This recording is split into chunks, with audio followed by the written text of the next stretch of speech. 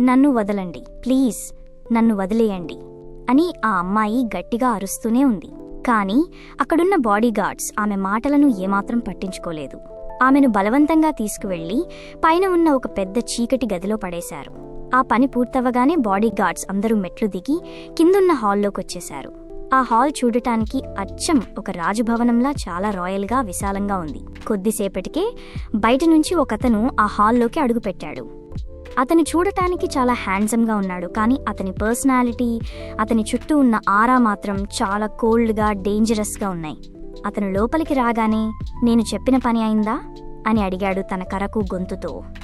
అయిపోయింది సార్, వాళ్ళ నాన్నకి డబ్బులు ఇచ్చేశాము, అమ్మాయిని పైన మీ రూంలోనే ఉంచాము, ఇక నుంచి ఆ అమ్మాయి మీకు కావాల్సిన పనులన్నీ చూసుకుంటుంది అని కొంచెం భయపడుతూ చెప్పాడు అక్కడున్న ఒక హెడ్ బాడీగార్డ్. సరే అని చాలా కోల్డ్గా అన్నాడు అతను. ఆ తర్వాత నెమ్మదిగా అడుగులు వేసుకుంటూ ఆ అమ్మాయిని బంధించిన తన రూమ్ వైపు స్టెప్స్ ఎక్కుతూ పైకి వెళ్ళిపోయాడు. అతను అలా పైకి వెళ్ళిపోయి కనుమరుగవ్వగానే అప్పటిదాకా భయంతో ఊపిరి బిగబట్టి నిలబడ్డ ఆ బాడీగార్డ్స్ అందరూ ఒక్కసారిగా హమ్మయ్యా అని దీర్ఘంగా ఊపిరి పీల్చుకున్నారు. అతను నెమ్మదిగా ఆ గదిలోకి వెళ్ళాడు. అక్కడ ఆ అమ్మాయి భయంతో వణుకుతూ మూల కూర్చుని ఏడుస్తోంది. ఆమెను అలా చూస్తూ నెమ్మదిగా దగ్గరికి వెళ్ళాడు. నిన్నప్పుడు చూసిన దానికన్నా ఇప్పుడు ఇంకా అందంగా ఉన్నావు అని అత్యంత శీతలంగా అంటూ ఆమె బుగ్గను తాకబోయాడు. అతని స్పర్శ తగలగానే ఆమె భయంతో చిరాకుగా అతని చెయ్యి విదిలించుకుని వెనక్కి జరిగింది. ఆమె అలా తనను రిజెక్ట్ చేసేసరికి అతని కళ్లల్లో కోపం కట్టలు తెంచుకుంది. ఇంక నీ నాటకాలు ఆపు, మీ నాన్న నీకు ఏమీ చెప్పకుండానే నేనిక్కడికి పంపించాడా అని చాలా కోపంగా కరకుగా అరిచాడు. ఆ మాటలకి ఆమె కన్నీళ్లు తుడుచుకుంటూ, మా నాన్న చెప్పడమేంటి, అసలు మీరు ఎవరు, నన్ను ఎందుకు ఇక్కడికి తీసుకుని వచ్చారు, ప్లీజ్ నన్ను మా ఇంటికి పంపించేయండి అని భయపడుతూ అమాయకంగా అడిగింది. అతనికి విపరీతమైన కోపం వచ్చి ముందుకు వెళ్లి ఆమె చేయి పట్టుకుని ఒక్క ఉదుటిన లాగి మంచం మీదకు విసిరేశాడు. మీ నాన్న డబ్బులు తీసుకుని నిన్ను ఇక్కడే నా దగ్గర వదిలేసి వెళ్ళిపోయాడు, ఆ విషయం కూడా నీకు చెప్పలేదా అని గట్టిగా కోల్డ్గా అన్నాడు. ఆ నిజం వినగానే ఆ అమ్మాయికి గుండె ఆగినంత పనైంది. మా నాన్న అలా చేయడు, నాకు ఏమీ చెప్పలేదు సార్, ప్లీజ్ నన్ను వదిలేయండి అని ఏడుస్తూ బ్రతిమిలాడింది. ఇంతకీ అతనికి ఆ అమ్మాయి వయసు ఎంతో కూడా సరిగ్గా తెలియదు, కానీ ఆమెను చూడగానే అతనికి విపరీతంగా నచ్చేసింది. ఇక నుంచి నువ్విక్కడే ఉంటావు, నా పనులన్నీ నువ్వే చూసుకోవాలి, పనులంటే అన్ని పనులు, నీ బాడీతో సహా అని చాలా డైరెక్ట్గా డేంజరస్గా చెప్పాడు. ఆ మాట విన్నాక ఆ అమ్మాయికి భయంతో వణుకు పుట్టింది. ప్లీజ్ మీరు తప్పు చేస్తున్నారు అని వెనక్కి జరగబోయింది. నేనేమీ తప్పు చేయట్లేదు, నాకేం కావాలో నేనేం చేస్తున్నానో నాకు బాగా తెలుసు, నిన్ను డబ్బు పెట్టి కొనుక్కున్నాను అని చెప్పి ఆమెను తన ఆధీనంలోకి తీసుకున్నాడు. ఆమె వద్దంటున్నా అతను వదల్లేదు. గట్టిగా ఆమె పెదాలను బంధించి తన పెదాలతో లాక్కుంటూ దారుణంగా ముద్దు పెట్టుకున్నాడు. ఆమె బట్టలు తీసేసి ఆ తర్వాత నెమ్మదిగా ఆమె మెడ దగ్గరికి వెళ్లి చాలా పవర్ఫుల్గా రఫ్గా ముద్దు పెట్టుకునేసరికి ఆ దెబ్బకి ఆమె నొప్పితో గట్టిగా అరిచింది. ఆమె భయం, ఆ కన్నీళ్లు, ఆమె అరిచిన ఆ అరుపు అతనికి ఒక విషయం అర్థమయ్యేలా చేశాయి. ఆ అమ్మాయికి ఇవేమీ తెలియదని, తను ముట్టుకున్న మొదటి మగాడు తనే అని అతనికి అర్థమైంది. ఆ నిజం తెలియగానే అతనిలో తెలియని ఒక మార్పు, ఒక రకమైన గర్వం, విపరీతమైన పొసెసివ్నెస్ పుట్టుకొచ్చాయి. ఈ అమ్మాయి పూర్తిగా నాది, నాకే సొంతం అన్న బలమైన ఫీలింగ్ అతని మనసులో నాటుకుపోయింది. అప్పటిదాకా కరకుగా ఉన్న అతని స్పర్శ కొద్దిగా నెమ్మదించింది. ఆమె కళ్లలోకి సూటిగా చూస్తూ, నువ్వు నా దానివి, ఇక నిన్ను నేను ఎప్పటికీ వదలను అని చాలా గాఢంగా, కోల్డ్గా చెప్పాడు. కాని ఆ అమ్మాయికి మాత్రం ప్రాణం పోయినంత భయంగా ఉంది. అంత నీరసంలో కూడా ఏడుస్తూనే, నువ్వు మనిషివి కాదు, రాక్షసుడివి, నన్ను కిడ్నాప్ చేసి ఇలాంటి దారుణానికి ఒడిగడతావా, రేపు పొద్దున్నే నేను నీ మీద పోలీస్ కంప్లైంట్ ఇస్తాను చూడు అని అరిచింది. ఆమె అన్నమాటలకి అతనికి కోపం రాలేదు, ఒక చిన్న నవ్వు వచ్చింది. ఆమె వైపు చాలా కోల్డ్గా చూస్తూ, సరే పోలీస్ స్టేషన్కే కదా, రేపు కావాలంటే నేనే స్వయంగా నిన్ను అక్కడికి తీసుకువెళ్తానులే అని వెటకారంగా నవ్వుతూనే ఈసారి కొంచెం సాఫ్ట్గా ఆమెకు మళ్లీ దగ్గరయ్యాడు. ఆమెతో చాలా సాఫ్ట్గా కానీ అంతే డామినేటింగ్గా క్లోజ్ అవ్వడం స్టార్ట్ చేశాడు. ఆమె భయాన్ని పోగొట్టి తన స్పర్శతో ఆమెలో కొత్త ఫీలింగ్స్ వచ్చేలా చేశాడు. ఆమె పెదాల మీద గాఢంగా ముద్దు పెట్టుకున్నాడు. ఆమె మెడ మీద, ఒంటి మీద ముద్దులు పెడుతూ తన ప్రేమను, కోపాన్ని ఒకేసారి చూపిస్తూ ఆమెను తన సొంతం చేసుకున్నాడు. ఈసారి ఆమెకు అంత నొప్పి కలగలేదు, కాని తన పరిస్థితికి కన్నీళ్లు ఆగలేదు. ఆమె అలా ఏడుస్తూ అతని వైపే చూస్తుంటే అతనికి ఆమె ఏడుపు కూడా చాలా అట్రాక్టివ్గా అనిపించింది. కన్నీళ్లతో తడిసిన ఆ ముఖం అతన్ని మరింతగా ఆకర్షించింది. వెంటనే ఆమెను మరింత గట్టిగా తన దగ్గరికి లాక్కుని కన్నీళ్లు కారుతున్న ఆమె కళ్లమీద అత్యంత సున్నితంగా ముద్దు పెట్టుకున్నాడు. అతని ఆ స్పర్శకు ఆమె వణికిపోతూ భయంతో కొంచెం వెనక్కి జరగబోయింది. వెంటనే అతను ఆమెను వదలకుండా తన వైపుకు లాక్కుంటూ, "ఎందుకలా భయపడిపోతున్నావు?" అని అడిగాడు. ఆమె కళ్లలోకి చాలా లోతుగా, డేంజరస్గా చూస్తూ, "ఒకటి బాగా గుర్తుపెట్టుకో, మొత్తానికి నువ్వు నా దానివి. ఇకపై నువ్వు ఏడ్చినా నాకోసమే, నవ్వినా నాకోసమే" అని అత్యంత పొసెసివ్గా అన్నాడు. ఆ మాట వినగానే ఆమెలో భయం మరింత పెరిగింది. "నేను ఇతని కోసం ఎందుకు ఏడవాలి? అసలు నన్ను ఇలా శాసించడానికి ఇతనెవరు?" అన్నట్టుగా ఆమె కళ్ళు అమాయకంగా, ఒక రకమైన అయోమయంతో అతని వైపు చూశాయి. ఆమె ముఖంలో కనిపిస్తున్న ఆ ఎక్స్ప్రెషన్ చూసి అతనికి చిన్నగా నవ్వొచ్చింది. "సరే, ఈ రోజుకి చాల్లే" అని ఆమె నుదుటి మీద ప్రేమగా ముద్దు పెట్టుకుని ఆమెను తన గుండెల మీదకు లాక్కుని పడుకోబెట్టుకున్నాడు. మరుసటి రోజు ఉదయం ఆమె నెమ్మదిగా కళ్ళు తెరిచి చూసింది. నిన్న రాత్రి జరిగిన ఘోరం గుర్తొచ్చి కన్నీళ్లు పెట్టుకుంది. అసలు వీడు మనిషా, రాక్షసుడా? ఒళ్లంతా ఎంత నొప్పిగా ఉందో అని తనలో తానే కోపంగా, విసుగ్గా తిట్టుకుంటూ మంచానికి ఆనుకుని కూర్చుంది. పక్కన చూస్తే అతను లేడు. మంచం మీద కూర్చునే తన కళ్లతో ఆ గది అంతా వెతికింది. ఎక్కడా కనిపించలేదు. అప్పుడే ఆ గదిని మొదటిసారి పూర్తిగా గమనించింది. ఆ రూమ్ నిజంగా ఒక ప్యాలెస్లా చాలా అందంగా, విశాలంగా ఉంది. గది ఎంత బాగుందో, కానీ నన్ను బంధించిన జైలు ఇది అని మనసులో అనుకుంది. మంచం మీద నుంచి కిందకు దిగుదామని చూస్తే తన ఒంటి మీద బట్టలు లేవన్న విషయం గుర్తొచ్చింది. వెంటనే కంగారుగా పక్కనే ఉన్న దుప్పటిని లాక్కుని ఒంటికి గట్టిగా కప్పుకుంది. ఇప్పుడేం వేసుకోవాలి అని ఆలోచిస్తూ అటూ ఇటూ చూస్తుండగా కింద పడి ఉన్న అతని పెద్ద షర్ట్ ఒకటి కనిపించింది. ఆ షర్ట్ తీసుకోవడానికి నెమ్మదిగా మంచం దిగి అడుగు ముందుకేసింది. కానీ కాలు నేల మీద పెట్టగానే ప్రాణం పోయేంత నొప్పి. నిన్న రాత్రి అతను చూపించిన ఆ రాక్షసత్వానికి ఆమె శరీరం మొత్తం నొప్పులతో కాలిపోతోంది. కనీసం సరిగ్గా నడవలేనంత వీక్ అయిపోయింది. కన్నీళ్లు ఆపుకుంటూ నడవలేక భారంగా అడుగులు వేస్తూ వెళ్లి ఆ షర్ట్ తీసుకుని వేసుకుంది. అలాగే ఆ నొప్పితోనే నెమ్మదిగా నడుచుకుంటూ వాష్రూంలోకి వెళ్ళింది. ఫ్రెష్ అయ్యి బయటకొచ్చింది. ఆ రూంలో ఎవరూ లేకపోవడంతో అతను లేడు కదా, ఇక్కడి నుంచి పారిపోవచ్చేమో అన్న చిన్న ఆశ ఆమెలో కలిగింది. ఇంకేమీ ఆలోచించకుండా బయటకు వచ్చింది. తలుపు తీసుకుని బయట కూడా ఎవరూ కనిపించలేదు. ఇదే కరెక్ట్ టైం, పారిపోవాలి అని డిసైడ్ అయ్యి మెట్లు దిగి కిందికి వచ్చింది.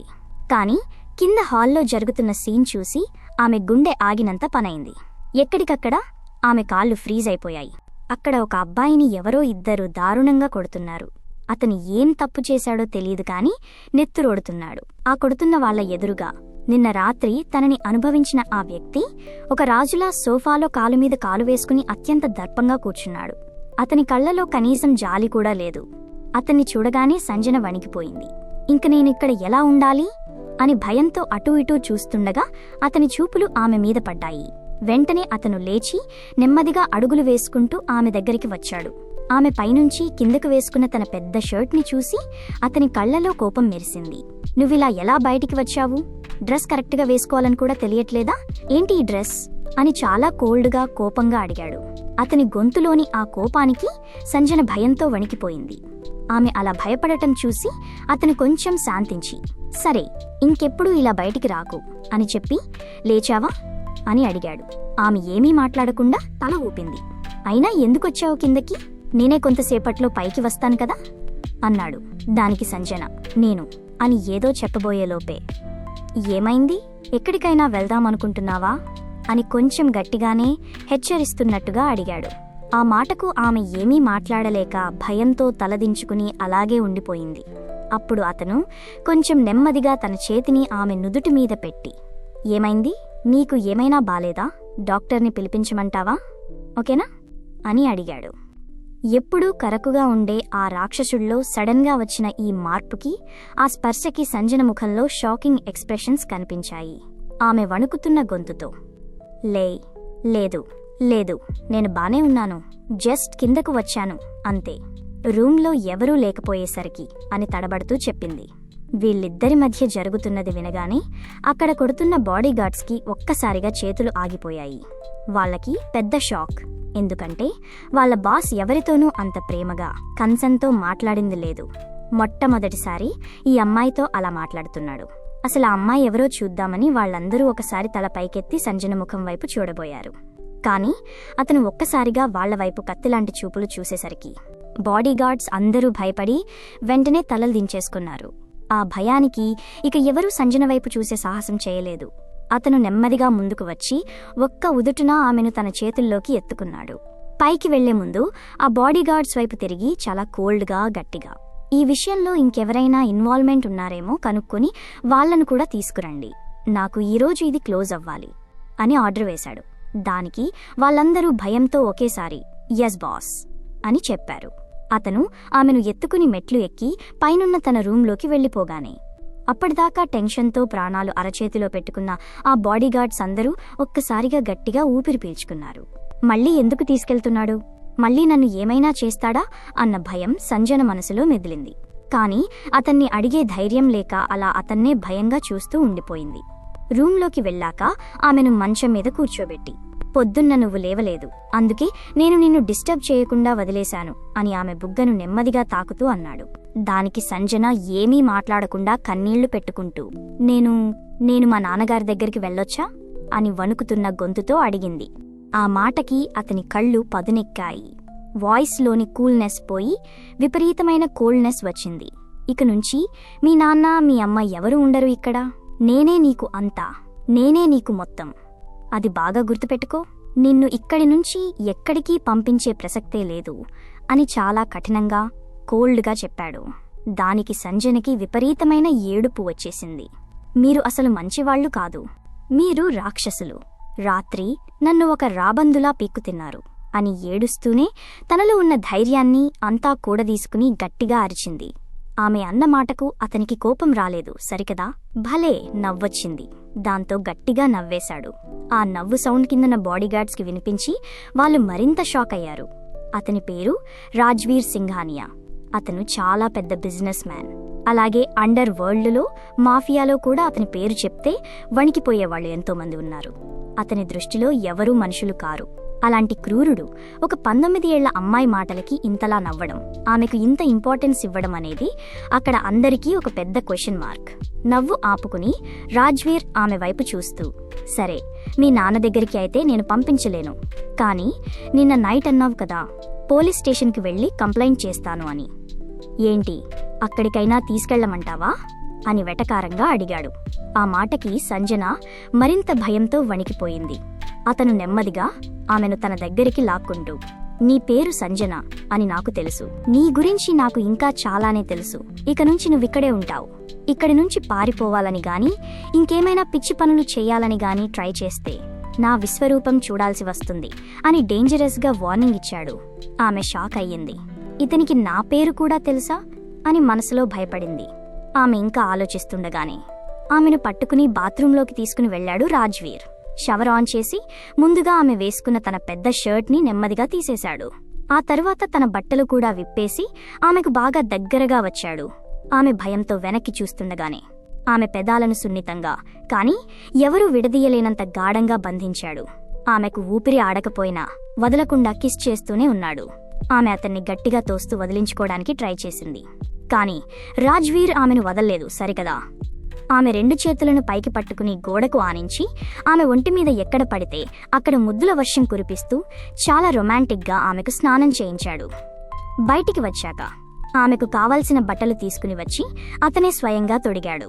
ఆ తర్వాత ఆమె కళ్లలోకి సూటిగా చూస్తూ, ఇలా నా షర్ట్ వేసుకుని ఎప్పుడూ కిందకు రాకు, అర్థమవుతుందా, నాకు అస్సలు నచ్చదు, నువ్వు నాదానివి, నా వస్తువుని ఇలా వేరేవాళ్లు చూస్తే నాకు కోపం వస్తుంది అని తనదైన పజెసివ్నెస్తో ఆర్డర్ వేశాడు.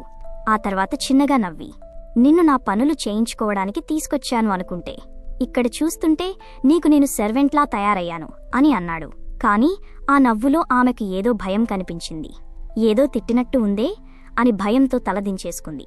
సరే, నా దగ్గర మరీ ఇంతలా భయపడకు, నువ్వు నా మాట విన్నంతవరకు నేను నిన్ను ఏమీ చెయ్యను, నాకు కొన్ని పనులు ఉన్నాయి, అవి చూసుకుని వస్తాను, కింద టిఫిన్ రెడీగా ఉంది, వెళ్ళి తిను, ఒకవేళ అది నచ్చకపోతే నీకేం కావాలో అడిగి చేయించుకో, వాళ్ళు నీకు ఎదురు చెప్పరు, కానీ గుర్తుపెట్టుకో, పారిపోవాలని ట్రై చేశావని తెలిస్తే పనిష్మెంట్ చాలా దారుణంగా ఉంటుంది అని వార్నింగ్ ఇచ్చి ఆమె పెదాల మీద ఒక గట్టి ముద్దు పెట్టుకుని కిందకి వెళ్ళిపోయాడు రాజ్వీర్. ఇటు ఆఫీస్లో రాజ్వీర్ కొన్ని ఇంపార్టెంట్ ఫైల్స్ చూసుకుంటుండగా తన మెయిన్ బాడీగార్డ్స్ 3 క్యాబిన్లోకొచ్చారు.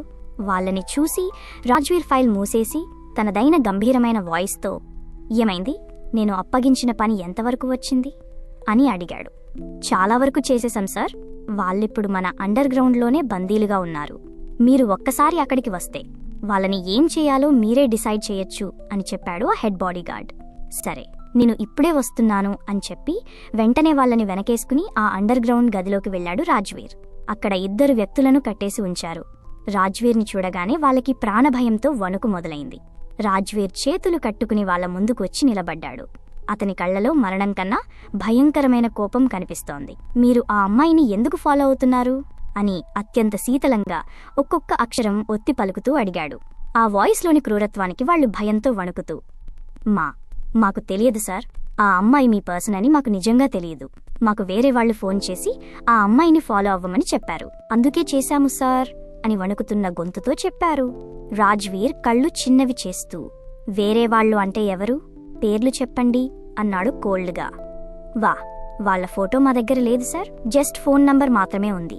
అది కూడా వాళ్ళు ఏదో పబ్లిక్ బూత్ నెంబర్ నుంచి కాల్ చేశారు. అది వాళ్ళ పర్సనల్ నంబర్ కాదు సార్. ప్లీజ్ మమ్మల్ని నమ్మండి సార్, మమ్మల్ని వదిలేయండి అని కన్నీళ్లు పెట్టుకుంటూ ప్రాధేయపడ్డారు. కాని రాజ్వీర్ గుండెలో జాలి అనే పదానికి చోటే లేదు.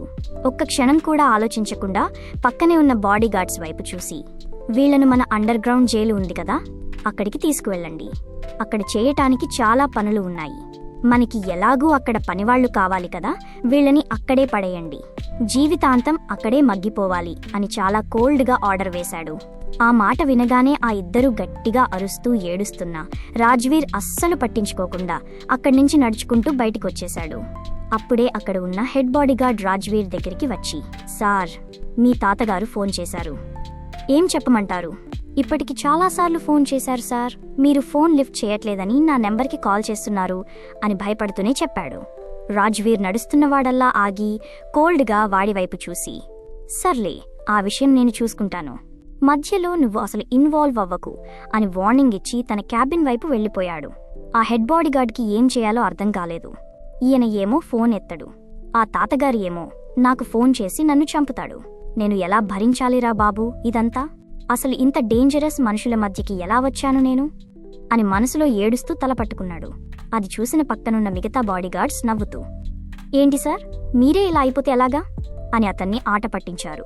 సర్లే, మన రాత ఇంతే అన్నట్టుగా అక్కడి నుంచి అందరూ తమ డ్యూటీలకి డిస్మిస్ అయిపోయారు. ఆ తర్వాత రాజ్వీర్ మళ్ళీ తన ఆఫీస్ క్యాబిన్కి వచ్చి ఎవరి గురించి ఆలోచించకుండా చాలా కూల్గా తన బిజినెస్ పనులు చేసుకుంటూ ఉండిపోయాడు. అలా ఆఫీసులో మధ్యాహ్నం అయిపోయింది. అతని పద్ధతి, అతని చేష్టలు అన్నీ చూస్తుంటే సంజనకు ప్రాణం పోయినంత భయమేస్తోంది. కానీ ఏమీ చేయలేని నిస్సహాయ స్థితి. దాంతో ఆమెకు ఆకలి చచ్చిపోయి మధ్యాహ్నం భోజనం కూడా చేయలేదు. ఆ రూంలోనే బిక్కుబిక్కుమంటూ ఉండిపోయింది. ఈవినింగ్ రాజ్వీర్ ఇంటికి వచ్చాడు. లోపలికి వస్తూనే, అమ్మాయి ఏమైనా తిందా అని పనివాళ్ళని అడిగాడు. ఏమీ తినలేదు బాస్ అని హెడ్ సర్వెంట్ వణుకుతూ చెప్పాడు. అది వినగానే రాజ్వీర్కి కోపం వచ్చినా కంట్రోల్ చేసుకున్నాడు. సరే, నేను చూసుకుంటానులే, పైకి ఫుడ్ పంపించు అని ఆర్డర్ వేసి నేరుగా తన రూంలోకి వచ్చాడు. ఆ రూంకి అటాచ్ అయి ఒక పెద్ద బాల్కనీ ఉంది. అందులో ఒక చిన్న స్విమ్మింగ్ పూల్, జిమ్ ఏరియా, అలాగే ఒక ఉయ్యాల కూడా ఉన్నాయి. సంజన ఆ ఉయ్యాలలోనే నీరసంగా పడుకుని ఉండిపోయింది. ఆమెను చూడగానే రాజ్వీర్కి ఎందుకో తెలియని విపరీతమైన ప్రేమ, ఒక రకమైన ఆకర్షణ పుట్టుకొచ్చాయి. నెమ్మదిగా వెళ్లి పడుకున్న ఆమె పెదాల మీద ముద్దు పెట్టుకున్నాడు. ఆ స్పర్శకు సంజన ఉలిక్కిపడి లేచింది. ఏం చేస్తున్నారు మీరు అని భయంగా అడిగింది. నేనేం చేస్తున్నాను? నా సొంతమైన దానితో నేను ఆడుకుంటున్నాను. అది కూడా తెలియట్లేదా నీకు అని నెత్తిమీద చిన్నగా కొట్టినట్టు అన్నాడు. దానికి సంజనకి ఏమీ అర్థం కాలేదు. నేను ఇతని సొంతమేంటి? రాత్రి బలవంతంగా అనుభవించాడు, ఇప్పుడేమో ఇలా మాట్లాడుతున్నాడు. అసలు ఇతనికి ఏం కావాలి అని ఏమీ పాలుపోని అయోమయంలో ఉండిపోయింది. రాజ్వీర్ ఆమెను ఆ ఉయ్యాలలో నుంచి తన చేతుల్లోకెత్తుకుని లోపలికి తీసుకువచ్చాడు. మంచం మీద కూర్చోబెట్టి ఆమె వైపు సీరియస్గా చూశాడు. పొద్దున నుంచి ఏమీ తినలేదంటా, ఏమైంది అని అడిగాడు. తిను అని నేను చెప్పానా లేదా? అతని గొంతు చాలా కోల్డ్గా ఉంది. సంజన భయంతో ఏమీ మాట్లాడకుండా తలదించుకుంది. దాంతో అతనికి కొంచెం కోపం వచ్చింది.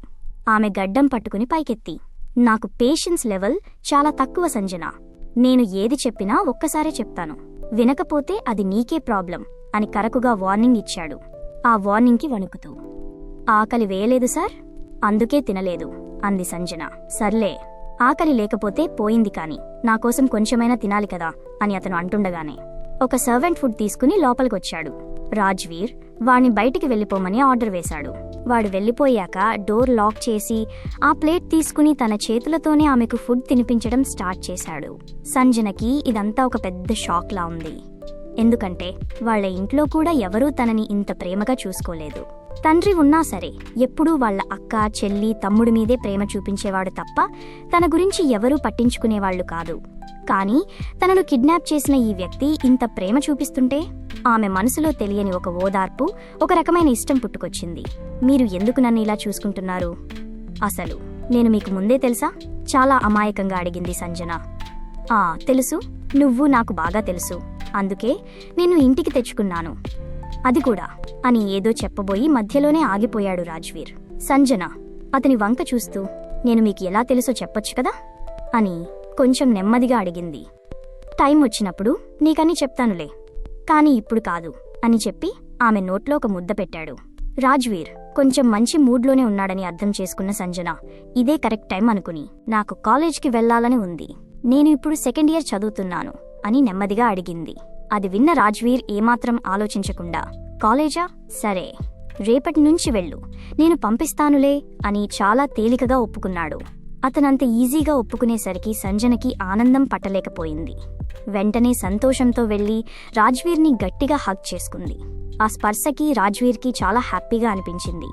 ఈ అమ్మాయి అంటే అతనికి చాలా ఇష్టం. ఎందుకు అంత ఇష్టం అన్నది తెలియదు, కానీ ఆమె అస్సలు కనిపించకుండా పోతే తట్టుకోలేనంతగా నచ్చింది. అందుకే తన ప్రపంచంలోకి తెచ్చుకున్నాడు. కాని ఆ రోజు రాత్రి కూడా అతను ఆమెను వదల్లేదు. తనదైన కోల్ స్టైల్లో ఆమెను తన గుప్పిట్లో బంధించాడు. నిన్న రాత్రి ఆమె కొంచెం నీరసంగా ఉందని 2 సార్లే కలిశాడు. కాని ఈరోజు ఆమెను చాలాసార్లు తనలో కలుపుకున్నాడు. ఆ ఇంటెన్స్ రొమాన్స్కి సంజనకి ఓపిక నశించిపోయింది. నాకు ఇంకా ఓపిక లేదు, ప్లీజ్, ఈ రోజుకి ఇది సరిపోదా మీకు? ఇంకా ఎన్నిసార్లు చేస్తారు? నేను చచ్చిపోయే వరకు చేస్తారా అని ఏడుపు మొహం పెట్టి అమాయకంగా అడిగింది సంజన. ఆమె అలా అడిగేసరికి రాజ్వీర్కి భలే నవ్వొచ్చింది. లేదు, నా ఆకలి తీరే వరకు చేస్తాను అని చెప్పి మళ్లీ ఆమె పెదాల మీద బలంగా ముద్దు పెట్టుకున్నాడు. ఆ తర్వాత పూర్తిగా నీరసించిపోయి ఓపిక లేకుండా మంచం మీద పడి ఉంది సంజన. అప్పుడు రాజ్వీర్ ఆమెను దగ్గరికి లాక్కుని, ఫుడ్ సరిగ్గా తినకపోతే ఇలాగే ఉంటది మరి అని ఆట పట్టిస్తూనే చాలా కోల్డ్గా ఆమె కళ్ళలోకి చూస్తూ ఒక కండిషన్ పెట్టాడు. రేపటి నుంచి కాలేజ్కి వెళ్తా అన్నావు, ఓకే, నేను వద్దని చెప్పను, నీకు ఆల్రెడీ పర్మిషన్ ఇచ్చాను. కానీ ఎవ్రీ నైట్ నువ్వు నాతోనే టైం స్పెండ్ చేయాలి. నేను నిన్ను అస్సలు వదలను, నాకు కావాల్సింది నేను ఖచ్చితంగా తీసుకుంటాను. దానికి ఆరోగ్యం బాలేదు, అది బాలేదు, ఇది బాలేదు అని రీజన్స్ చెప్పావంటే మాత్రం నీకు అస్సలు బాగోదు అని చాలా కోల్డ్గా, స్ట్రిక్ట్గా వార్నింగ్ ఇచ్చాడు. ఆ డేంజరస్ వార్నింగ్కి భయపడిపోయిన సంజన వణుకుతూనే తల ఊపింది. మరుసటి రోజు ఉదయం రాత్రి జరిగిన స్ట్రెస్ వల్ల సంజన అస్సలు నిద్ర లేవలేకపోయింది. ఆమె లేచేసరికి చాలా లేట్ అయిపోయింది. అప్పటికే రాజ్వీర్ ఆఫీస్కి వెళ్లడానికి రెడీ అవుతున్నాడు. సంజన లేచి కూర్చుని అతని వంక కోపంగా చూసింది. ఈరోజు నేను కాలేజ్కి వెళ్ళాలి, ఇతను ఇదంతా కావాలనే చేస్తున్నాడు, నేను కాలేజ్కి వెళ్ళలేకపోతున్నాను అని ఏడుస్తున్నట్టుగా ముఖం పెట్టుకుంది. అది చూసి రాజ్వీర్ ఆమె దగ్గరికి వచ్చి, ఎందుకలా ఫేస్ పెట్టావు? రేపటి నుంచి వెళ్దువులే, నేనేమన్నా నిన్ను వద్దన్నానా అని ఆట పట్టిస్తూ ఆమె పెదాల మీద ముద్దు పెట్టుకుని వెళ్ళిపోయాడు. వెళ్ళొద్దని ఎందుకు చెప్తావు, కాని రాత్రి మాత్రం నిద్రపోనివ్వకుండా అలా చేస్తావు అని మనసులో తిట్టుకుంది సంజన. కాని ఆ రోజు మాత్రం రాత్రికి కావాల్సిన ఓపిక కోసం బాగా తినాలని డిసైడ్ అయింది. ఉదయం కిందకి వచ్చి శుభ్రంగా టిఫిన్ చేసింది. ఆ తర్వాత మధ్యాహ్నం భోజనం కూడా బాగానే తినింది. ఇక్కడ మరోవైపు సంజన ఇంట్లో పరిస్థితి పూర్తిగా భిన్నంగా ఉంది. కూతుర్ని ఒక రాక్షసుడికి అప్పగించేసిన ఆ తల్లిదండ్రుల్లో ఎలాంటి బాధ లేదు. పైగా సంజన వాళ్ళ అమ్మ శంభురావు సంజన తండ్రితో ఇలా అంటోంది, మీరు డబ్బులు బాగానే డిమాండ్ చేసి తీసుకున్నారు, ఆ పిల్లను వాడి చేతిలో పెట్టేసి. కానీ ఒకవేళ ఆ పిల్లవాడి కళ్ళుగప్పి తప్పించుకుని మళ్లీ మన దగ్గరికి వచ్చేస్తే అప్పుడు ఏం సమాధానం చెప్తారు దానికి అని అడిగింది. దానికి శంభురావు చాలా తేలికగా నవ్వేస్తూ, అది ఎలా వస్తుందే నీ పిచ్చిగాని. వాడెవరో తెలుసా? ఈ సిటీని గజగజలాడించే మాఫియా డాన్ రాజ్వీర్ సింఘానియా. వాడి చేతికి చిక్కిన పిట్ట అంత తేలికగా బయటపడుతుందా? వాడెవడైతే మనకేంటిలే కాని మన చేతికి కట్టల కొద్దీ డబ్బులు వచ్చాయి, మన దరిద్రం వదిలింది. అది చాలదా మనకి అని చాలా స్వార్థంగా మాట్లాడుతున్నాడు. అప్పుడే అక్కడికి వాళ్ళ పెద్ద కూతురు నేహా వచ్చింది. అయినా నానా, వాడికి ఆ సంజన ఎలా నచ్చిందసలు అని కొంచెం ఈర్ష్యగా అడిగింది. సర్లే, అది వాడికి నచ్చింది, మన తలరాత మారింది, అంతవరకే ఆలోచించు. ఒకవేళ సంజనకు బదులు నువ్వు నచ్చి ఉంటే నేను ఏం చేసేవాడినో నాకేం తెలుసు? నిన్ను ఆ డేంజరస్ గాడి చేతిలో పెట్టలేను కదా. నీకు మంచి సంబంధం చూసి ఘనంగా పెళ్లి చేసి పంపించాలనే కదా నేను ఇదంతా చేసింది. అందుకే వాడి దగ్గర అంత డబ్బు తీసుకున్నాను. ఒకవేళ రేపు సంజన తప్పించుకుని వచ్చినా సరే నేను మళ్లీ తీసుకెళ్లి వాడికే అప్పజెప్తాను. కానీ వాడి కంటికి మాత్రం నువ్వు కనిపించడానికి ధైర్యం చేయకు అని వాళ్ళ నాన్న గట్టిగానే వార్నింగ్ ఇచ్చాడు. ఇదంతా చాటుగా నిలబడి వింటున్న వాళ్ళ తమ్ముడు ఆదిత్యకి తన తండ్రి చేసిన ఈ నీచమైన పని అస్సలు నచ్చలేదు. సొంత కూతురినే డబ్బుల కోసం అమ్మేసుకున్న ఆ తండ్రిని నిలదీయాలని కోపం రగిలిపోతోంది. కాని అతన్ని ఎదిరించే ధైర్యం లేక కన్నీళ్లు దిగమింగుకుని సైలెంట్గా అక్కడి నుంచి వెళ్ళిపోయాడు. అప్పుడు అక్కడే ఉన్న నేహా మళ్లీ ఇలా అంది. లేదు నాన్న, వాడి దగ్గర బోలెడంత డబ్బు ఉంది కదా. ఒకవేళ వాడు నన్ను చూసి ఇష్టపడి పెళ్లి చేసుకుంటే నా లైఫ్ ఎంత బావుంటుంది. అక్కడ మహారాణిలాగా అన్ని భోగాలు అనుభవించొచ్చు తెలుసా అంది పగటి కలలు కంటూ. దానికి వాళ్ల అమ్మ మధ్యలో కల్పించుకుని భోగాలు అనుభవించటం తర్వాత సంగతేమో కాని వాడి చేతిలో చావకుండా బతికుంటే అదే 10,000. వద్దులేవే ఆ రాక్షసుడి ముచ్చట అంది. వెంటనే నేహా, సర్లే అమ్మా, నాకైతే వాడేమీ అంత రాక్షసుడిలా అనిపించడులే. వాడు చూడటానికి ఎంత హ్యాండ్సమ్గా ఉంటాడో తెలుసా? మొన్న ఒక బిజినెస్ మ్యాగజైన్ కవర్ పేజీ మీద వాడి ఫోటో చూశాను. అసలు సినిమా హీరోలు కూడా వాడి ముందు పనికిరారు అంది మురిసిపోతూ. అక్క మాటలు వింటున్న చెల్లి శృతి అవునా అని ఆశ్చర్యపోయింది. ఆ వెంటనే తేరుకుని, సర్లే కాని మాకు కాలేజీకి టైం అవుతోంది, పదక్కా వెళ్దాము అని చెప్పేసి ఆ ఇద్దరు అక్కా చెల్లెళ్ళు నేహా శృతి అక్కడినుంచి కాలేజ్కి వెళ్ళిపోయారు. సంజన వాళ్ళ అమ్మానాన్నలు మాత్రం వాళ్ళు వెళ్తుంటే అలా చూస్తూ ఉండిపోయారు. వాళ్లకి సంజన ప్రాణాలతో ఉందా, నరకం అనుభవిస్తోందా అన్న పట్టింపు లేదు. కేవలం డబ్బులు వచ్చాయన్న ఆనందమే వాళ్ల ముఖాల్లో కనిపిస్తోంది. అలా ఆ స్వార్థపు మాటలతో ఆ రోజు సాయంత్రం అయిపోయింది. సాయంత్రం ఆమె తన రూమ్కి ఉన్న బాల్కనీలో కూర్చుని ఉండగా ఒక పనిమనిషి స్నాక్స్ తీసుకువచ్చి, తల్లి, నీకోసం ఈ స్నాక్స్ తెచ్చాను, తింటావా అని ప్రేమగా అడిగింది. సంజన వెంటనే ఇవ్వు ఆంటీ, తింటాను అని తీసుకుని తినడం మొదలుపెట్టింది.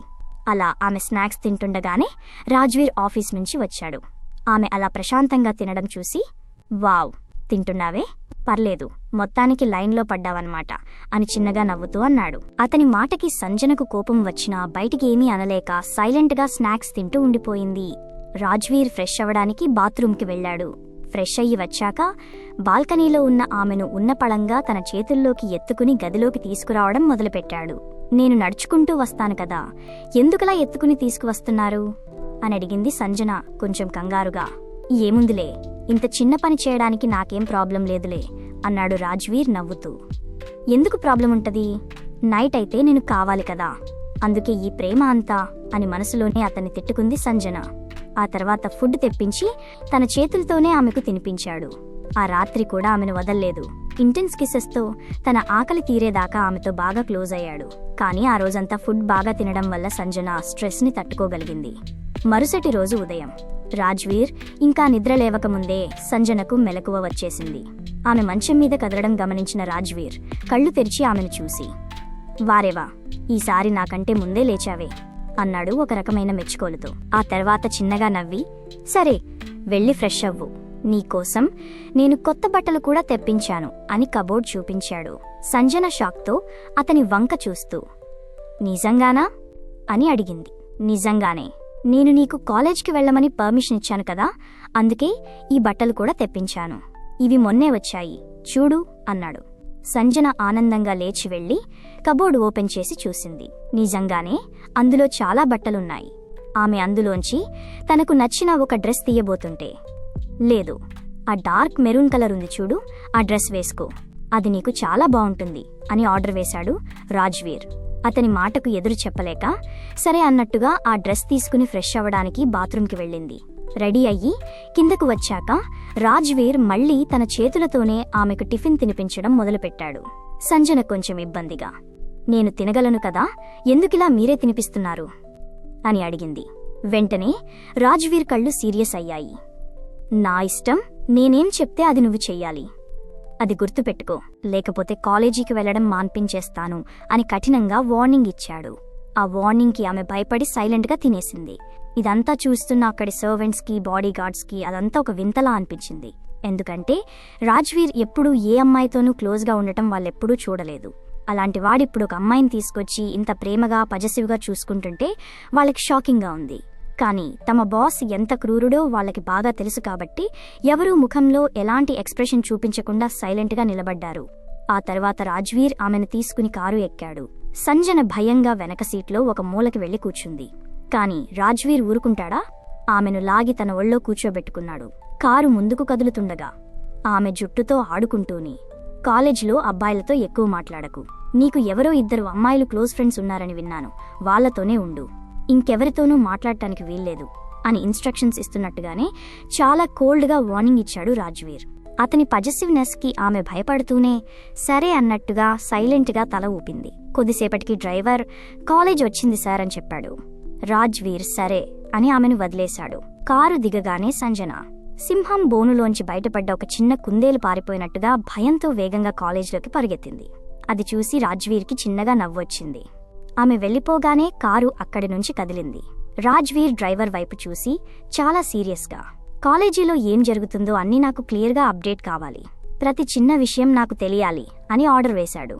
సరే బాస్, నేను ఆల్రెడీ కాలేజ్ దగ్గర మన బాడీగార్డ్స్ని సివిల్ డ్రెస్లో పెట్టాను, మనకి ప్రతి విషయం కరెక్ట్గా తెలుస్తుంది అని చెప్పాడు డ్రైవర్. దానికి రాజ్వీర్ సాటిస్ఫై అయినట్టుగా తల ఊపాడు. కాలేజీలో అడుగుపెట్టిన సంజనకు అక్కడ వాతావరణమంతా చాలా వింతగా అనిపించింది. ఎవరూ ఆమెతో సరిగ్గా మాట్లాడటం లేదు. అందరూ ఆమెను చూసి గుసగుసలాడుకుంటున్నారు. క్లాస్ రూంలోకి వెళ్తుండగా కొంతమంది స్టూడెంట్స్ ఆమెను చూపిస్తూ, అదేరా ఆ సంజన, పైకి ఏదో పెద్ద పతివ్రతలా చాలా సాఫ్ట్గా ఉండేది కదా, కానీ ఎంత దారుణంగా బిహేవ్ చేసిందో చూడు, ఎవడితోనో లేచిపోయిందట, వాళ్ళ అక్క నేహ మన కాలేజీయే కదా, నిన్న తనే స్వయంగా అందరికీ చెప్తోంది అన్నాడు ఒక అబ్బాయి. పక్కనే ఉన్న ఇంకో అమ్మాయి, అవును, వాళ్ళ నాన్న వచ్చి పంపించమని అడిగితే ఆ రౌడీలతో కన్న తండ్రిని కూడా కొట్టించిందట. ఇంతకీ ఆ లేచిపోయినవాడు ఎంత పెద్ద రౌడీయో ఏంటో, డబ్బు కోసమే ఆ రౌడీతో వెళ్లిపోయిందట అంది అసహ్యంగా. ఆ మాటలు వింటున్న సంజన గుండె ముక్కలైపోయింది. కనీసం తన బెస్ట్ ఫ్రెండ్ స్వాతి అయినా తనని అర్థం చేసుకుంటుందని ఆమె దగ్గరికి వెళ్ళింది. కానీ స్వాతి ఆమెను చూసి ముఖం తిప్పుకుని వెళ్ళిపోబోయింది. సంజన వెళ్ళి ఆమెను ఆపి, ఏంటి స్వాతి ఇది, ఎందుకు నాతో అలా బిహేవ్ చేస్తున్నావు, నేనేమైనా తప్పు చేశానా అని చాలా అమాయకంగా కన్నీళ్లతో అడిగింది. దానికి స్వాతి మొహం చిట్లించి చాలా అసహ్యంగా చూస్తూ, ఏంటి, నీకేమీ తెలియనట్టు ఎంత బాగా నటిస్తున్నావే, నువ్వు ఎవడితోనో లేచిపోయి వాడితోనే ఉంటున్నావని మీ అక్క, చెల్లి కాలేజ్ మొత్తం చెప్పారు, మీ నాన్నను కూడా ఆ రౌడీలతో కొట్టించావట కదా, మీ చెల్లి అయితే ఇంకా దారుణంగా చెప్పిందిలే అని అడిగేసింది. ఆ మాటలు వినగానే సంజనకి నోటమాట రాలేదు. మా నాన్నను కొట్టించానా, ఇదంతా ఆ రాజ్వీర్ చేశాడా అని షాక్లో ఉండిపోయింది. అదేంటి స్వాతి, నాకేమీ తెలియదు, నన్ను నమ్ము అని బ్రతిమిలాడుతూ, మరి నిత్య ఎక్కడుంది అని వాళ్ళింకో ఫ్రెండ్ గురించి అడిగింది. నిత్య పేరు ఎత్తేసరికి స్వాతికి మరింత కోపం వచ్చింది. నిత్యానా, అసలు తను నీతో మాట్లాడటానికి కూడా ఇష్టపడట్లేదు, ఇలాంటి ఎదవ పనులు చేసి మళ్ళీ నిత్య గురించి అడుగుతున్నావా, అయినా వాళ్ళ ఫ్యామిలీ బ్యాక్గ్రౌండ్ ఏంటి, నీ బ్యాక్గ్రౌండ్ ఏంటి, యాక్చువల్గా నీతో నిత్య ఫ్రెండ్షిప్ చేయడమే చాలా వింత, అందులో నువ్వు ఇంత నీచానికి దిగాక మళ్ళీ నిత్య గురించి అడుగుతున్నావా అని దారుణంగా అవమానించి అక్కడి నుంచి వెళ్ళిపోయింది. ఆ మాటలకి సంజనకి కళ్ళు చీకట్లు కమ్మాయి. తన సొంత అక్కా చెల్లెల్లే తన గురించి ఇలాంటి అబద్ధాలు ప్రచారం చేశారని తలచుకుని లోలోపల కుమిలిపోయింది. ఏడుస్తూ వెళ్లి క్లాస్ రూంలో తన సీటు దగ్గర కూర్చుంది. కాని ఆమె పక్కన ఎవరూ కూర్చోలేదు. ఆమెను ఒంటరిగా వదిలేశారు. ఇదంతా రాజ్వీర్ కావాలనే చేశాడా, నన్ను అందరికీ దూరం చేయడానికి మా అక్క వాళ్లతో ఇలా చెప్పించాడా అన్న ఆలోచన రాగానే ఆమెకు విపరీతమైన భయం, బాధ కలిగాయి. మరోవైపు సింఘానియా గ్రూప్ ఆఫ్ ఇండస్ట్రీస్ ఆఫీస్లో రాజ్వీర్ ఒక బోర్డ్ మీటింగ్లో ఉన్నాడు. అతని కోపానికి ఆ మీటింగ్ రూమ్ అంతా వణికిపోతోంది. ఒక ఫైల్ని టేబుల్ మీద విసిరికొడుతూ, ఏంటిది, మీకిచ్చిన టార్గెట్ ఏంటి, మీరు చేసిన పని ఏంటి? అసలు ఈ ఫైల్లో ఏముందో చూసుకున్నారా మీరు? ఇలాగేనా చేసేది? ఈ డీల్ గనక మన చేజారిందంటే ఇక్కడ ఒక్కొక్కడి తలకాయ తీసి చేతిలో పెడతాను అని స్టాఫ్ మీద సింహంలా గర్జించాడు. అందరూ భయంతో తలలు దించుకున్నారు. అప్పుడే అతని హెడ్ బాడీగార్డ్ లోపలికి వచ్చాడు. బాస్, మీతో కొంచెం అర్జెంటుగా మాట్లాడాలి అన్నాడు భయంగా. రాజ్వీర్ చాలా కోపంగా వాడివైపు చూసి, ఇప్పుడు కాదు, నేనిక్కడ ఇంపార్టెంట్ మీటింగ్లో ఉన్నాను, నేను తర్వాత మాట్లాడతాను, గెట్ అవుట్ అని కోపంగా అరిచాడు. అసలు ఆ హెడ్ బాడీగార్డ్ అక్కడికొచ్చింది వేరే విషయం చెప్పడానికి. కానీ రాజ్వీర్ మాత్రం వాడు ఆఫీస్ వర్క్ గురించో లేక అండర్ గ్రౌండ్ పనుల గురించో అప్డేట్ ఇవ్వడానికి వచ్చాడేమో అనుకుని అలా కోపంగా బయటికి పంపించేశాడు. దాంతో బాస్ కోపంగా ఉన్నాడని అర్థం చేసుకున్న ఆ హెడ్ బాడీగార్డ్ తను చెప్పాలనుకున్న విషయం చెప్పలేక సైలెంట్గా బయటికి వెళ్లిపోయాడు. కాలేజీలో అలా ఒంటరిగా అందరి అవమానాలు భరిస్తూ సంజనకు ఆ రోజు ఎలా గడిచిందో ఆమెకే తెలియదు. ఈవినింగ్ కాగానే రాజ్వీర్ పంపించిన బాడీగార్డ్స్ కారు తీసుకువచ్చి ఆమెను జాగ్రత్తగా ఎక్కించుకుని మళ్లీ ఆ సింఘానియా ఎస్టేట్కి తీసుకుని వెళ్లారు. ఇంటికి వచ్చాక ఆమె ఏమీ తినలేదు. ఆ పెద్ద బాల్కనీలో కింద నేల మీద కూర్చుని ఏడుస్తూ శూన్యంలోకి చూస్తోంది. అప్పుడే ఆఫీస్ నుంచి వచ్చిన రాజ్వీర్ ఆమెను వెతుక్కుంటూ అక్కడికి వచ్చాడు. ఆమె అలా కింద కూర్చుని ఏడవడం చూసి దగ్గరికి వెళ్లి, ఏమైంది, ఎందుకలా ఉన్నావ్ అని అడిగాడు. అప్పటిదాకా తనలో దాచుకున్న బాధ, కోపం ఒక్కసారిగా కట్టలు తెంచుకున్నాయి సంజనకి. గబుక్కున పైకి లేచి అతని వైపు చూస్తూ గట్టిగా అరిచింది, మీరు మా నాన్నను కొట్టి నన్నిక్కడ కిడ్నాప్ చేసి ఉంచుకున్నారు కదా, అయినా బయట ప్రపంచానికి మీరు మంచివాళ్లలా చలామణి అవుతున్నారు, నా క్యారెక్టర్ని మాత్రం బ్యాట్ చేశారు, అసలు మీరు మనిషా రాక్షసుడా అని తన నోటికి వచ్చినట్టు కోపంతో ఊగిపోతూ మాట్లాడింది. ఆ మాటలకి రాజ్వీర్కి ఎక్కడలేని కోపం ముంచుకొచ్చింది. అతని కళ్ళు అగ్నిగోళాల్లా మారాయి. చాట్మని సంజన చెంప పగిలిపోయేలా లాగిపెట్టి కొట్టాడు రాజ్వీర్. ఆ దెబ్బకి సంజన కింద పడిపోయింది. ఏం మాట్లాడుతున్నావే, నిన్ను కొంచెం ప్రేమగా చూసుకుని చదువుకోవడానికి కాలేజ్కి పంపిస్తే నాకు ఎదురు తిరిగి నాకే నీతులు చెప్తావా? ఇక నుంచి నువ్వు కాలేజీకి వెళ్లాల్సిన అవసరం లేదు, ఇంట్లోనే పడి ఉండు అని చాలా గట్టిగా క్రూరంగా అరిచి ఆ రూంలో నుంచి వెళ్లిపోయాడు. ఆ రోజు రాత్రి సంజన ఏమీ తినకుండా అలాగే ఏడుస్తూ పడుకుంది. కొద్దిసేపటికి రాజ్వీర్ రూంలోకి వచ్చాడు. అతని కోపం కొంచెం తగ్గింది. ఆమె పక్కన పడుకుని నెమ్మదిగా ఆమెను తన వైపు తిప్పుకుని క్లోజ్ అవ్వడానికి ట్రై చేశాడు. కానీ సంజన విపరీతమైన కోపంతో ఏడుస్తూ అతన్ని గట్టిగా దూరంగా నెట్టేసింది. ఆమె అలా నెట్టేసరికి రాజ్వీర్లోని మృగం మళ్లీ నిద్రలేచింది. నీకు ప్రేమగా చెప్తే అర్థం కాదు సంజనా అని కోపంగా అరిచాడు. ఆమె ఎంత వద్దని బ్రతిమిలాడినా ఏడుస్తున్నా వినిపించుకోలేదు. ఆమె కన్నీళ్లను ఏమాత్రం పట్టించుకోకుండా తన బలవంతంతో ఆమెను తన గుప్పిట్లో బంధించి తన పంతం నెగ్గించుకున్నాడు. ఆ రాత్రి సంజన తన కర్మను తిట్టుకుంటూ మూలకి వదిగిపోయి ప్రాణం లేని దానిలా ఏడుస్తూనే పడుకుండిపోయింది. మరుసటి రోజు ఉదయం రాజ్వీర్ ఆర్డర్ వల్ల ఆమె ఎలాగూ కాలేజ్కి వెళ్ళక్కర్లేదు. కానీ రాత్రి జరిగిన ఆ ఎమోషనల్ అండ్ ఫిజికల్ స్ట్రెస్కి, ఆ టార్చర్కి సంజనకి విపరీతమైన జ్వరం వచ్చేసింది. ఒళ్లంతా కాలిపోతోంది. నీరసంగా మంచం మీదే పడిపోయింది. ఇటు ఆఫీస్లో రాజ్వీర్ క్యాబిన్లోకి హెడ్ బాడీగార్డ్ నరేష్ వచ్చాడు. బాస్, నిన్న కాలేజీలో కొన్ని విషయాలు జరిగాయి సార్ అని చెప్పి కాలేజీలో సంజన గురించి ఆమె అక్కా చెల్లెళ్ళు ఎలా తప్పుగా ప్రచారం చేశారో, ఆమె బెస్ట్ ఫ్రెండ్ స్వాతి సంజనను ఎలా అవమానించిందో మొత్తం జరిగినదంతా పూసగుచ్చినట్టు చెప్పాడు నరేష్.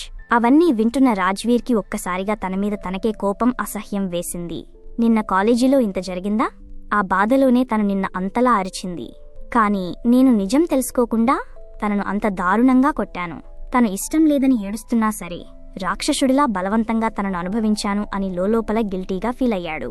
కానీ ఆ ఫీలింగ్ని బయటికి కనపడనివ్వకుండా కంట్రోల్ చేసుకుని, సరేలే, జరిగిపోయిన దాన్ని ఇప్పుడు ఎలాగూ మార్చలేను, కానీ ఇదంతా ఎవరు స్టార్ట్ చేశారో నాకు ఖచ్చితంగా తెలియాలి.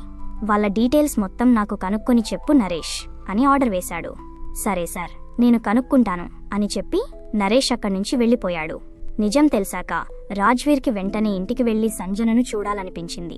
కానీ ఆఫీస్లో వరుసగా ఇంపార్టెంట్ మీటింగ్స్ ఉండటం వల్ల అతను బయటికి రాలేకపోయాడు. ఆ మీటింగ్స్ అన్ని కంప్లీట్ చేసుకుని ఇంటికొచ్చేసరికి రాత్రి అయిపోయింది. రాత్రి రాజ్వీర్ ఆఫీస్ నుంచి ఇంటికి రాగానే పనివాళ్లు అతని దగ్గరికి కంగారుగా వచ్చారు. బాస్, సంజన గారికి అసలు బాలేదు సార్, చాలా నీరసంగా ఉన్నారు, విపరీతమైన ఫీవర్ కూడా వచ్చినట్టుంది. నిన్నటి నుంచి అసలు ఏమీ తినలేదు సార్, కనీసం మంచినీళ్లు కూడా తాగలేదు అని భయపడుతూ చెప్పారు. ఆ మాట వినగానే రాజ్వీర్ గుండెలో ఏదో తెలియని బాధ, ఒక చిన్న అలజడి. ఎప్పుడూ ఎవరి గురించి పట్టించుకోని ఆ రాక్షసుడికి మొదటిసారి భయం వేసింది. వెంటనే మెట్లు ఎక్కి వేగంగా తన రూంలోకి వెళ్ళాడు. అక్కడ మంచం మీద అపస్మారక స్థితిలో పడుకుని ఉన్న సంజనను చూశాడు. నెమ్మదిగా ఆమె దగ్గరికి వెళ్లి ఆమె ముఖం వైపు చూశాడు. నిన్న సాయంత్రం తను కొట్టిన దెబ్బకి ఆమె తెల్లటి బుగ్గ మీద తన 5 వేళ్ల ముద్రలు ఇంకా అలాగే ఎర్రగా కమిలిపోయి కనిపిస్తున్నాయి. అది చూడగానే రాజ్వీర్ మనసులో మొదటిసారి తీవ్రమైన అపరాధ భావం మొదలైంది. సంజన ముఖం, బుగ్గ మొత్తం దారుణంగా కందిపోవడం చూసి రాజ్వీర్ తట్టుకోలేకపోయాడు. నేను అసలు తనను కొట్టకుండా ఉండి ఉంటే బాగుండేది, నా కోపాన్ని నేను కంట్రోల్ చేసుకుని ఉంటే బాగుండేది అని మనసులో చాలా బాధపడ్డాడు. కాలేజీలో అంత జరిగిందని నాకు తెలియకపోవడమే దీనికి కారణం అనుకుంటూ కోపంతో తన చేతులు బిగించాడు. వెంటనే ఫ్యామిలీ డాక్టర్ని పిలిపించాడు. డాక్టర్ వచ్చి సంజనను పరీక్షించి రాజ్వీర్ కోపానికి ఎక్కడ బలి కావాల్సి వస్తుందోనని భయపడుతూనే అన్నాడు, ఈ అమ్మాయి నిన్నట్నుంచి అసలు ఏమీ తినలేదు సార్, బాడీ చాలా వీక్ అయిపోయింది, అందుకే నీరసం చాలా ఎక్కువగా ఉంది. అది విన్న రాజ్వీర్ ముఖంలో ఎలాంటి ఎక్స్ప్రెషన్ చూపించకుండా, సరే అయితే మీరిక వెళ్ళండి అని చాలా కోల్డ్గా చెప్పి డాక్టర్ని పంపించేశాడు. డాక్టర్ వెళ్ళిపోయాక మంచం మీద నీరసంగా ఉన్న సంజనను నెమ్మదిగా పైకి లేపాడు. ఆమె కళ్ళలోకి చూస్తూ, సరే నిన్ను మళ్ళీ కాలేజీకి పంపిస్తాను, ఇక ఏడవకు, కానీ ముందు నీతో నేను కొన్ని విషయాలు మాట్లాడాలి అన్నాడు. సంజన ఏమీ మాట్లాడకుండా నిస్సహాయంగా అలాగే అతని వంక చూస్తూ ఉండిపోయింది. ముందు ఇది తిను అని ఫుడ్ ప్లేట్ తెచ్చి ఆమె ముందుకు పెట్టాడు. రాజ్వీర్ తన చేత్తోనే తినిపించడానికి ముందుకు వస్తే సంజన వద్దు అన్నట్టు చూసి, నేనే తింటాను అని అతని చేతిలోంచి ప్లేట్ని లాక్కుని చాలా స్పీడ్గా తినడం మొదలుపెట్టింది. అలా వేగంగా తినేస్తుండటంతో మధ్యలో ఆమెకు ఒక్కసారిగా పొలమారింది. వెంటనే రాజ్వీర్ ఆమెకు నీళ్లు అందిస్తూ నవ్వుతూ, అంత ఫాస్ట్గా ఎందుకు తింటున్నావు, ఈ ఫుడ్ నీకోసమే, ఎవరూ లాక్కోరు, మెల్లగా తిను అన్నాడు. దాంతో ఆమె అతని వంక ఒక్కసారి చూసింది, కాని మళ్ళీ అలాగే ఫాస్ట్గా తినేసి, నేను తిన్నాను అని అంది. రాజ్వీర్ వెంటనే ఒక చిన్న పిల్లాడికి చేసినట్టుగా చాలా కేరింగ్గా ఆమె నోటిని తన చేతులతో తుడిచాడు. ఆ స్పర్శకు సంజన ఉలిక్కిపడి చూసింది. ఆ తర్వాత, సరే ఇప్పుడు వెళ్ళి డ్రెస్ మార్చుకో అని కబోర్డ్లోంచి ఒక మంచి డ్రెస్ తీసుకుని వచ్చాడు రాజ్వీర్. ఆమె నీరసాన్ని చూసి అతనే స్వయంగా తన చేతులతో ఆమెకు ఆ డ్రెస్ వేశాడు. ఆమెను తన చేతుల్లోకి ఎత్తుకుని మెట్లు దిగి కిందకు తీసుకువచ్చాడు రాజ్వీర్. అక్కడ ఎదురుగా ఉన్న head bodyguard Naresh, boss car రెడీగా ఉంది అని చెప్పాడు. సరే అని రాజ్వీర్ ఆమెను కారులో జాగ్రత్తగా కూర్చోబెట్టి తను కూడా ఎక్కాడు. కారు ముందుకు కదిలింది. కారు ఎక్కడికి వెళ్తుంది అని సంజన క్యూరియాసిటీతో బయటికి చూస్తూనే ఉంది. అది వాళ్ళ ఇంటికి వెళ్లే దారి అని అర్థం కాగానే ఆమె కళ్లలో తెలియని ఆనందం. మనం మా ఇంటికి వెళ్తున్నామా అని చాలా ఆనందంగా అడిగింది. అవును, మనం మీ ఇంటికే వెళ్తున్నాము, కానీ అక్కడ నీకు నేను కొంచెం క్లారిఫికేషన్ ఇవ్వాలి అన్నాడు రాజ్వీర్. సరే అన్నట్టుగా తల ఊపింది సంజన. కారు వేగంగా దూసుకు వెళ్లి వాళ్ళ ఇంటి ముందు ఆగింది. ఎంతకాలానికో తన ఇంటిని చూసేసరికి కారు దిగి వెంటనే లోపలికి పరిగెడదామనుకుంది సంజన. కానీ రాజ్వీర్ ఆమెను ఆపాడు. ఒక మాస్క్ తీసి ఆమె చేతికిచ్చాడు.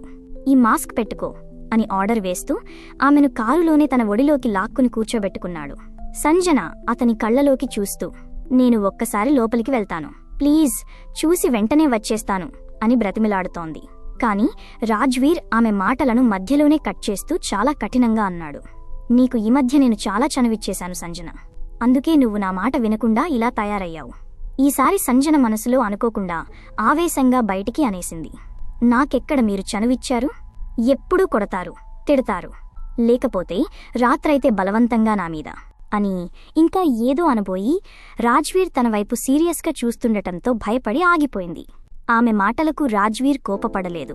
ఒక చిన్న నిట్టూర్పు విడిచి, నేను చేసిన తప్పే, ఒప్పుకుంటున్నాను అని చాలా సీరియస్గా నిజాయితీగా అన్నాడు.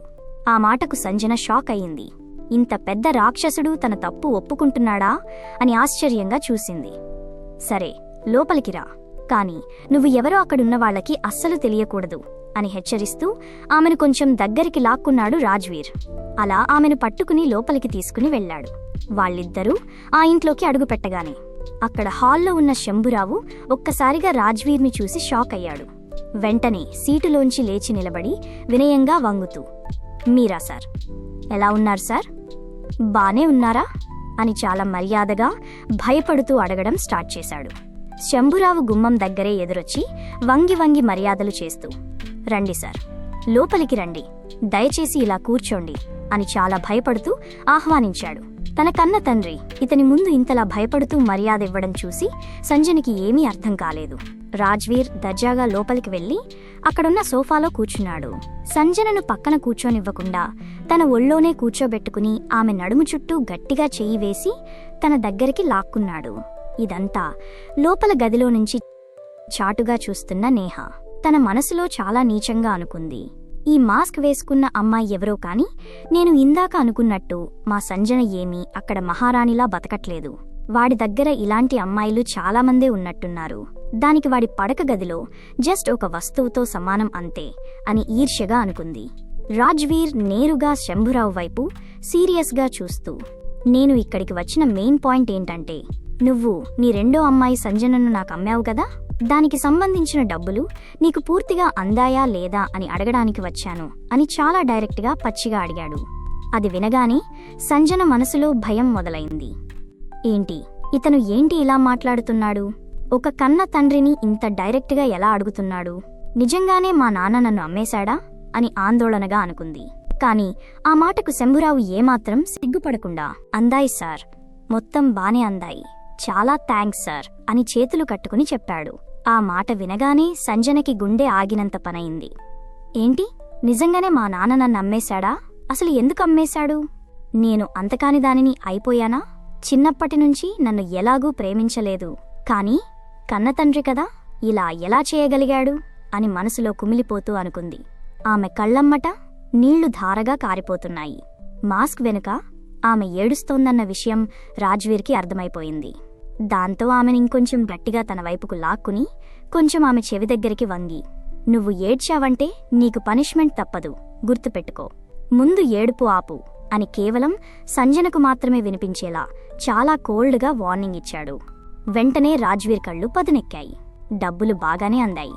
మరి నేను ఆ అమ్మాయిని కాలేజీకి పంపిస్తే కాలేజీలో మీ వాళ్ళేంటిదో బ్యాడ్ న్యూస్ స్ప్రెడ్ చేశారట కదా, ఆ అమ్మాయి ఎవడితోనో లేచిపోయిందని, నన్ను తీసుకుని వచ్చి నిన్ను కొట్టించిందని, ఏంటేంటో పుకార్లు వస్తున్నాయట, ఏంటిదంతా అని చాలా కోల్డ్గా నిలదీశాడు. రాజ్వీర్ అడిగిన ఆ మాటలు లోపల గదిలో ఉన్న నేహాకి వినిపించి భయంతో వణికిపోయింది. ఏంటిది, వీడిలా అడుగుతున్నాడు? కొంపతీసి ఆ సంజన వీడికి చెప్పిందా ఏంటి? అది చెప్పిన ప్రతిదీ వీడు వింటాడా? అసలేం జరుగుతోందిక్కడ? అయ్యో, అనవసరంగా ఆ రూమర్ స్ప్రెడ్ చేశానే అని భయంతో తన తల తనే కొట్టుకుంది. ఇటు సంజన కూడా మనసులో, మా అక్కా చెల్లెళ్లే ఈ పని చేశారని ఎలాగూ తెలిసిపోయింది కదా, మళ్ళీ ఇక్కడికొచ్చి వాళ్ళని అడగాల్సిన పని ఏముంది అనుకుంది. రాజ్వీర్ ఏడవొద్దని వార్నింగ్ ఇచ్చాడు కాబట్టి భయంతో కళ్ళు కూడా తుడుచుకోకుండా ఏడుపును బలవంతంగా ఆపుకుని అలా అటువైపు చూస్తూ ఉండిపోయింది. అది వినగానే శంభురావు గుండె భయంతో వణికిపోయింది. ప్లీజ్ సార్, మేమలా ఏమీ చేయలేదే, మాకేం తెలియదు సార్ అని కంగారు పడుతూ వెంటనే లోపల ఉన్న నేహాని బయటికి పిలిచాడు. ఏం జరిగింది నేహా, ఈయన అడుగుతున్నదేంటి అని గద్దించాడు.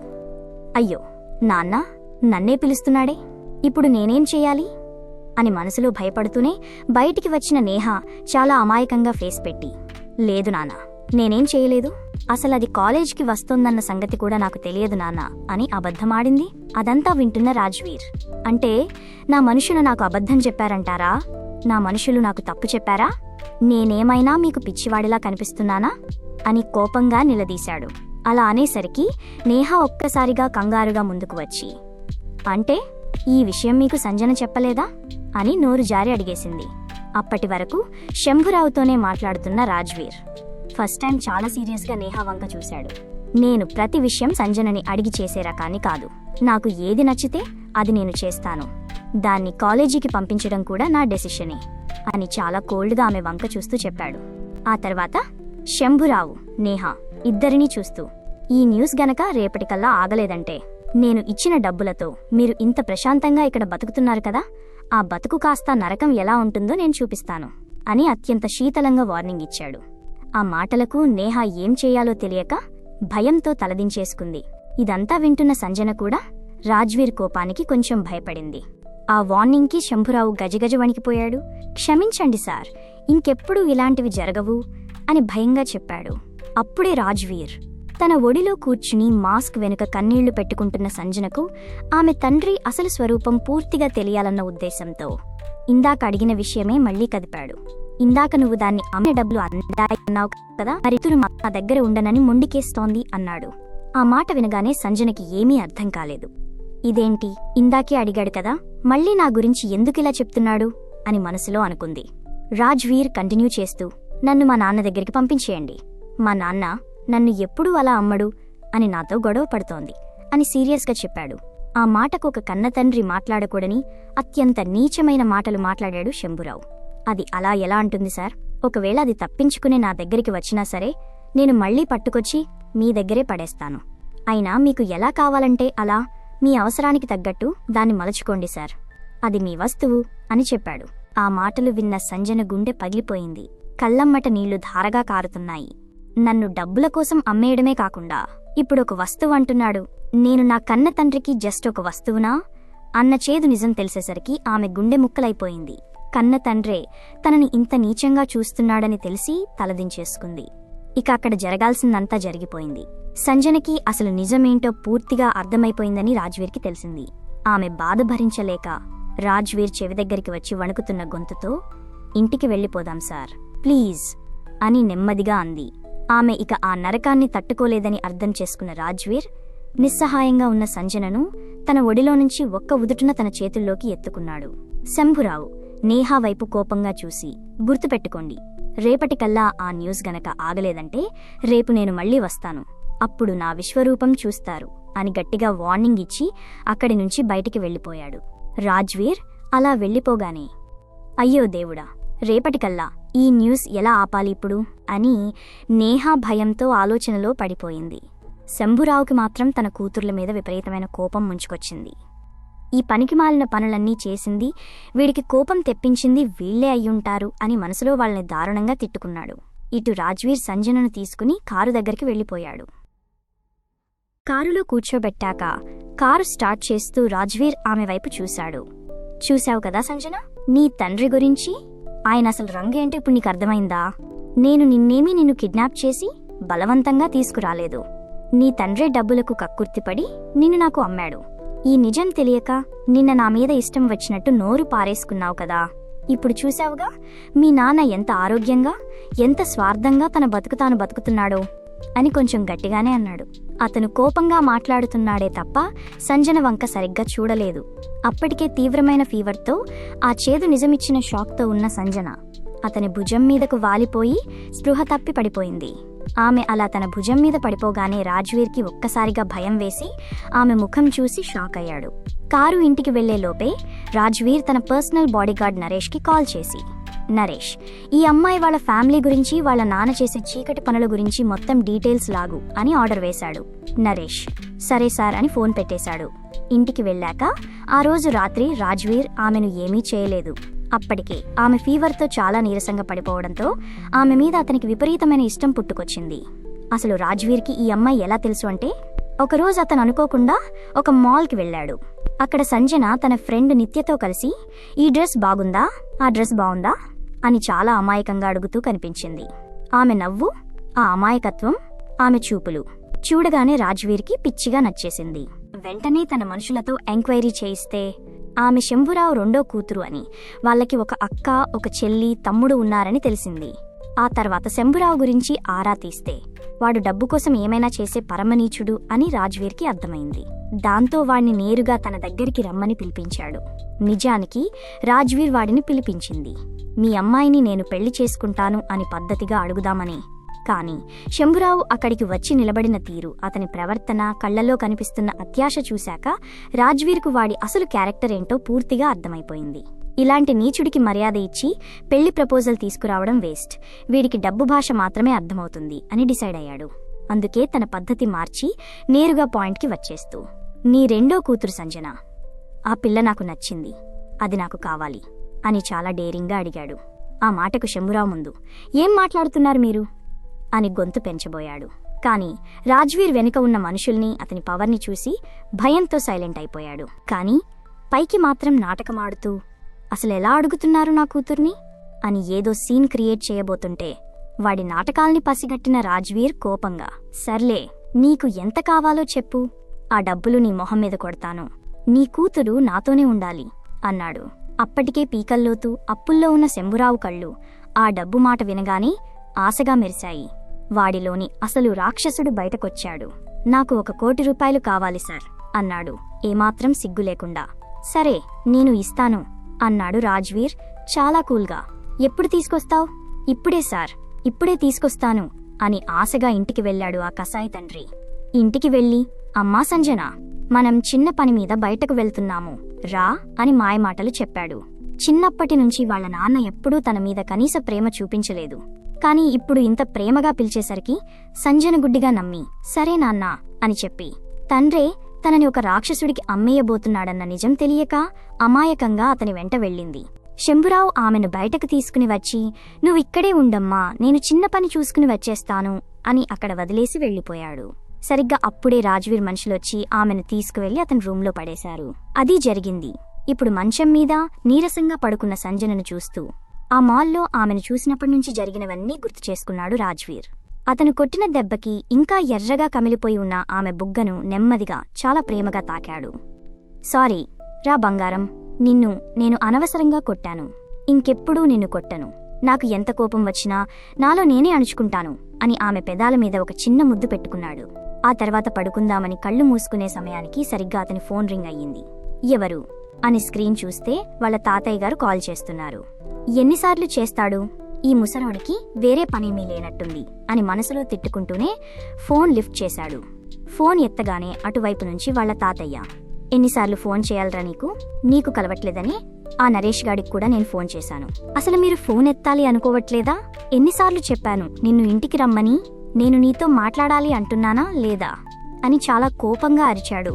దానికి రాజ్వీర్ చాలా కూల్గా, నాకు తెలుసులే, మీ బాధంతా నా పెళ్లి గురించే కదా అన్నాడు. అవును, నీ పెళ్లి గురించే. అసలెప్పుడు చేసుకుంటావురా బాబు? నేను నీకోసం చాలా మంది అమ్మాయిల్ని చూశాను. నువ్వంటేనే చాలు అందరూ అమ్మాయిలు పడి చచ్చిపోతున్నారు. అందులో ఎవరో ఒకరిని చేసుకోరా? నువ్వొక ఇంటివాడివి అయ్యి లైఫ్లో సెట్ అయితే నాకు కొంచెం హ్యాపీగా ఉంటుంది అన్నాడు తాతయ్య కొంచెం బ్రతిమిలాడుతున్నట్టుగా. సర్లే తాతయ్య, ఆలోచిస్తానులే అని చెప్పి అటునుంచి తాతయ్య ఇంకేదో చెప్పబోతుండగానే అతను ఏమంటున్నాడో కూడా వినకుండా ఫోన్ కట్ చేశాడు రాజ్వీర్. ఫోన్ పక్కన పెట్టేసి మళ్లీ పడుకుని ఉన్న సంజన వంక చూశాడు. ఇప్పుడు నేను పెళ్లి చేసుకోవాల్సిన సమయమైతే వచ్చింది. రేపే మాట్లాడతాను అని మనసులో అనుకున్నాడు.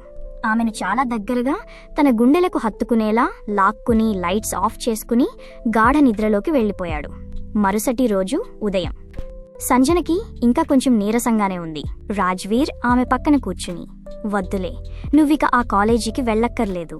నేను నీ ఇయర్ వేస్ట్ కాకుండా ఇంట్లోనే క్లాసెస్కి అరేంజ్ చేస్తాన్రా అని చాలా ప్రేమగా అన్నాడు. దానికి సంజన ఏమీ మాట్లాడలేక చిన్నగా నవ్వి తల ఊపింది. అతను ఆమె బుగ్గమీద ముద్దు పెట్టుకుని దగ్గరికి లాక్కుని ఇలా అన్నాడు, ఇక నుంచి నీకు అన్నీ నేనే. నిన్న నీకు ఒక విషయం చెప్దామనుకున్నాను, కాని నువ్వు అప్పటికే పడుకునిపోయావు. ఆమె బుగ్గమీద మళ్లీ ముద్దు పెట్టుకుంటూ కంటిన్యూ చేశాడు. నాకు ఒక తాతగారు ఉన్నారు. ఆయనకి నా పెళ్లి చూడాలని ఎప్పటినుంచో కోరిక. నువ్వు నన్ను పెళ్లి చేసుకోవాలి. ఆమె షాక్లో ఉండగానే, ఎలాగూ నువ్వు నాదానివి. మీ నాన్నకి నిన్ను కొనుక్కోవడానికి 1 కోటి రూపాయలిచ్చాను తెలుసా అన్నాడు సూటిగా. ఆ మాట వినగానే సంజన తల దించేసుకుంది. ఆయన దృష్టిలో నేనొక వస్తువు కన్నా ఎక్కువ కాదేమో. నిజమే, మా నాన్న నన్ను వస్తువులాగే అమ్మేశాడు అని మనసులో కుమిలిపోతూ ఏడుపు వచ్చింది. కాని ఏడిస్తే మళ్లీ ఎక్కడ కొడతాడో అన్న భయంతో కన్నీళ్లను ఆపుకుంటూ అలాగే ఉండిపోయింది. నువ్వు మా తాతయ్య దగ్గర ఒక మంచి కోడలిలాగా బిహేవ్ చేయాలి, అర్థమవుతుందా? మన పెళ్లి ఏదో సింపుల్గా చేసుకుంటానని అనుకోకు. నేను చాలా గ్రాండ్గానే పెళ్లి చేసుకుంటాను నిన్ను. నీకు ఇవ్వాల్సిన హక్కులన్నీ నేనిస్తాను అన్నాడు ఆమె నుదుటి మీద ముద్దు పెట్టుకుంటూ. అప్పుడు సంజన ధైర్యం చేసి అడిగింది, నేను నచ్చానని నన్ను కొనుక్కున్నారు కదా, రేపు ఇంకొక అమ్మాయి నచ్చితే ఆ అమ్మాయిని కూడా కొనుక్కొని తీసుకుని వస్తారా? అప్పుడు నన్నేం చేస్తారు? ఆ ప్రశ్నకి రాజ్వీర్ 1 నిమిషం షాక్ అయ్యాడు. కాని వెంటనే తేరుకుని ఇలా అన్నాడు, నా లైఫ్లోకి వచ్చిన మొట్టమొదటి అమ్మాయివి నువ్వే. నేను ఆడవాళ్ల వెంటపడి టైం పాస్ చేసే రకాన్ని కాదు. నువ్వు నాకు నచ్చావు. నిన్ను చూడగానే నీలోని ఆ అమాయకత్వం, ఆ క్యారెక్టర్ నాకు విపరీతంగా నచ్చేశాయి. అందుకే నీ గురించి ఎంక్వైరీ చేస్తే మీ నాన్న ఎంత పెద్ద ఫ్రాడ్గాడో, ఎంత నీచుడో అర్థమైంది.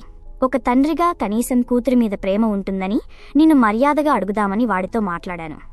కాని వాడు రేటు అడిగేసరికి వాడి పద్ధతి చూసి నిన్ను కొనుక్కోవడమే నీకు సేఫ్ అనిపించింది. అందుకే కొనుక్కున్నాను. ఇందులో తప్పేముంది అన్నాడు. దానికి సంజనకి ఏమీ మాట్లాడాలో అర్థం కాలేదు. సరే, బానే ఉన్నావా? లేకపోతే ఒక 1 వీక్ తర్వాత వెళ్దామా మా తాతగారి దగ్గరికి అని అడిగాడు.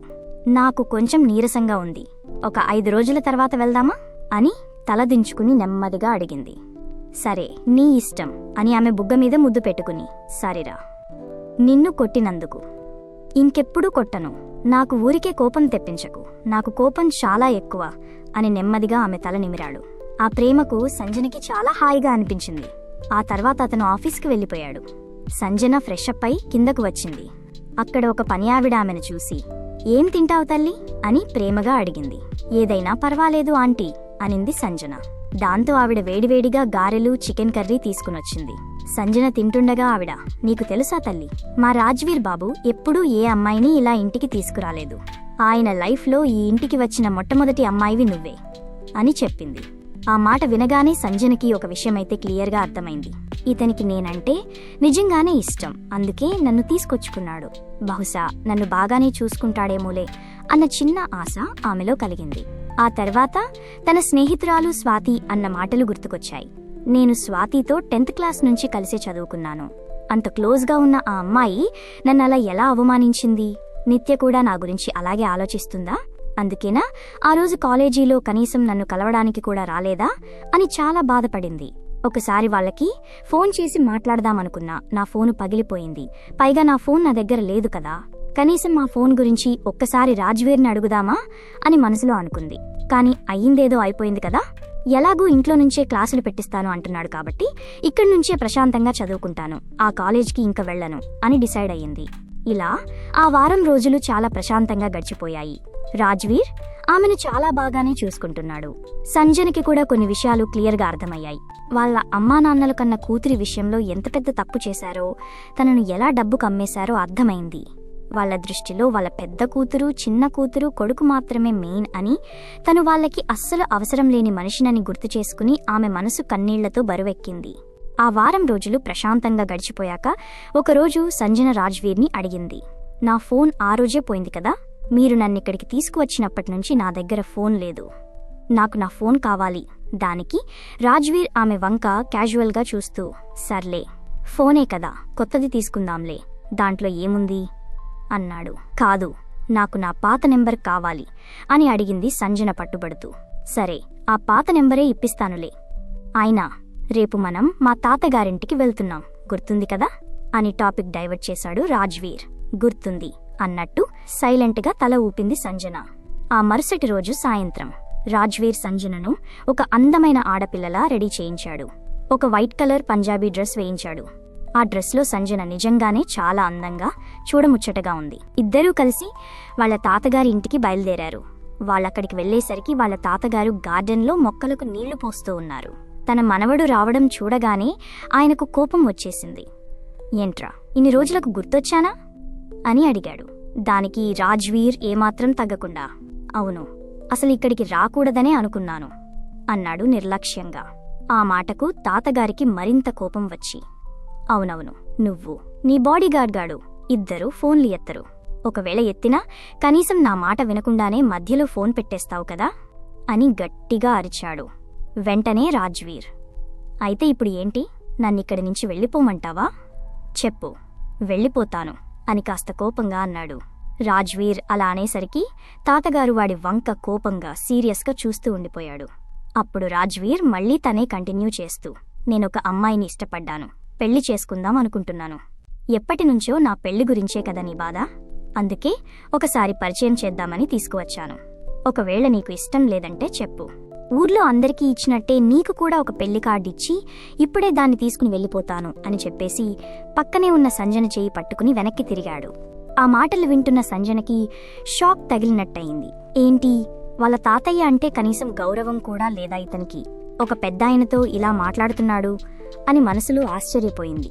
అప్పుడు తాతగారు వెంటనే వచ్చి రాజ్వీర్ నెత్తిమీద చిన్నగా ఒకటి కొట్టి, ఎంత పొగరుగా మాట్లాడుతున్నావురా, ఇంతకీ ఆ అమ్మాయి ఎవరో చూపించు అని అడిగేసరికి రాజ్వీర్ వెనకాల భయంగా నిలబడి ఉన్న సంజనను చూశాడు. ఆమె భయపడటం చూసి ఆయన చాలా ప్రేమగా, ఏంటమ్మా నువ్వేనా? నీ పేరేంటి అని అడిగాడు. సంజన కొంచెం నెమ్మదిగా, నా పేరు సంజన అండి అని చెప్పింది. సంజన, పేరు చాలా బాగుంది తల్లి అని చెప్పి ఆమెను చాలా జాగ్రత్తగా ఆప్యాయంగా పట్టుకుని లోపలికి తీసుకుని వెళ్లాడు తాతగారు. అది చూసిన రాజ్వీర్కి ఎక్కడో కాలిపోయింది. ఏంటిది? దాన్ని తీసుకువచ్చింది నేను కదా, అది నాతో పాటు నా వెనకే ఉండాలి, నన్ను వదిలేసి తాతయ్యతో అలా ఎలా వెళ్ళిపోతోందసలు అని కుళ్ళుకున్నాడు. తన వస్తువుని వేరొకరు టచ్ చేసినా వాడు తట్టుకోలేడు, అది సొంత తాతగారైనా సరే. లోపలికి వెళ్ళాక తాతగారు ఆమెను కూర్చోబెట్టి, చాలా బావున్నావమ్మా, ఇంతకీ నా మనవడు అంటే నీకు ఇష్టమేనా అని అడిగాడు. కాని అప్పుడే ఆమె మెడ మీద స్పష్టంగా కనిపిస్తున్న ఆ ఎర్రటి లవ్ బైట్ మార్క్స్ ఆయన కంటపడ్డాయి. అవి చూడగానే ఆయనకి మొత్తం కథ అర్థమైపోయింది. వీడి ఈ అమ్మాయిని ప్రేమతో కాదు, బలవంతంగానే దక్కించుకున్నాడనమాట అని అనుకుని రాజ్వీర్ వైపు చాలా కోపంగా చూశాడు. ఆ చూపులకి రాజ్వీర్ ఏమాత్రం బెదరకుండా, ఏంటి తాతయ్య అలా చూస్తున్నావ్? అది నాది కాబట్టి దాన్ని నేను ఎలాగైనా ఉంచుకుంటాను. ఇప్పుడు దాన్ని పెళ్లి చేసుకోవాలనుకుంటున్నాను అని చాలా కోల్డ్గా పచ్చిగా అన్నాడు. దాంతో తాతగారు వాడి మొండితనం తెలిసి ఏమీ అనలేక, సరే ముహూర్తం పెట్టేయమంటావా అని అడిగాడు. అవును, పెట్టించండి. పెళ్లి చాలా గ్రాండ్గా జరగాలి, తను జీవితంలో ఏదీ మిస్ కాలేదన్న ఫీలింగ్ దానికి రావాలి అన్నాడు రాజ్వీర్. దాంతో తాతగారు, సరేలేరా, నాకు మొత్తం అర్థమైంది అని చెప్పి వాళ్ల పెళ్లికి ఏర్పాట్లు మొదలుపెట్టాడు. అలా పెళ్లి పనులు స్టార్ట్ అయ్యాయి. ఆ హడావిడిలో ఒకరోజు తాతగారు రాజ్వీర్ని పిలిచి, ఏంట్రా, వాళ్లకు కూడా పెళ్లి కార్డు ఇవ్వమంటావా వద్దంటావా? వాళ్లకు మనకు గొడవలై చాలా సంవత్సరాలైపోయింది కదా, ఇప్పుడు పిలిస్తే బావుంటుందేమో అని అడిగాడు. దానికి రాజ్వీర్ కళ్ళు కోపంతో ఎర్రబడ్డాయి. ఏం అవసరం లేదు, వాళ్లకు కార్డివ్వాల్సిన పనే లేదు, మనకు కావలసిన బిజినెస్ పీపుల్స్కి వీఐపీలకి మాత్రమే కార్డులివ్వండి అని చాలా కోల్డ్గా చెప్పేసి అక్కడ్నుంచి వెళ్ళిపోయాడు. అప్పుడే తాతయ్య గారు సంజన దగ్గరికి వచ్చి, రా అమ్మా సంజన, నీ పెళ్లికి ఎవరినైనా పిలుద్దామనుకుంటున్నావా? నీ ఫ్రెండ్స్ని ఎవరినైనా పిలవాలా అని ఆప్యాయంగా అడిగాడు.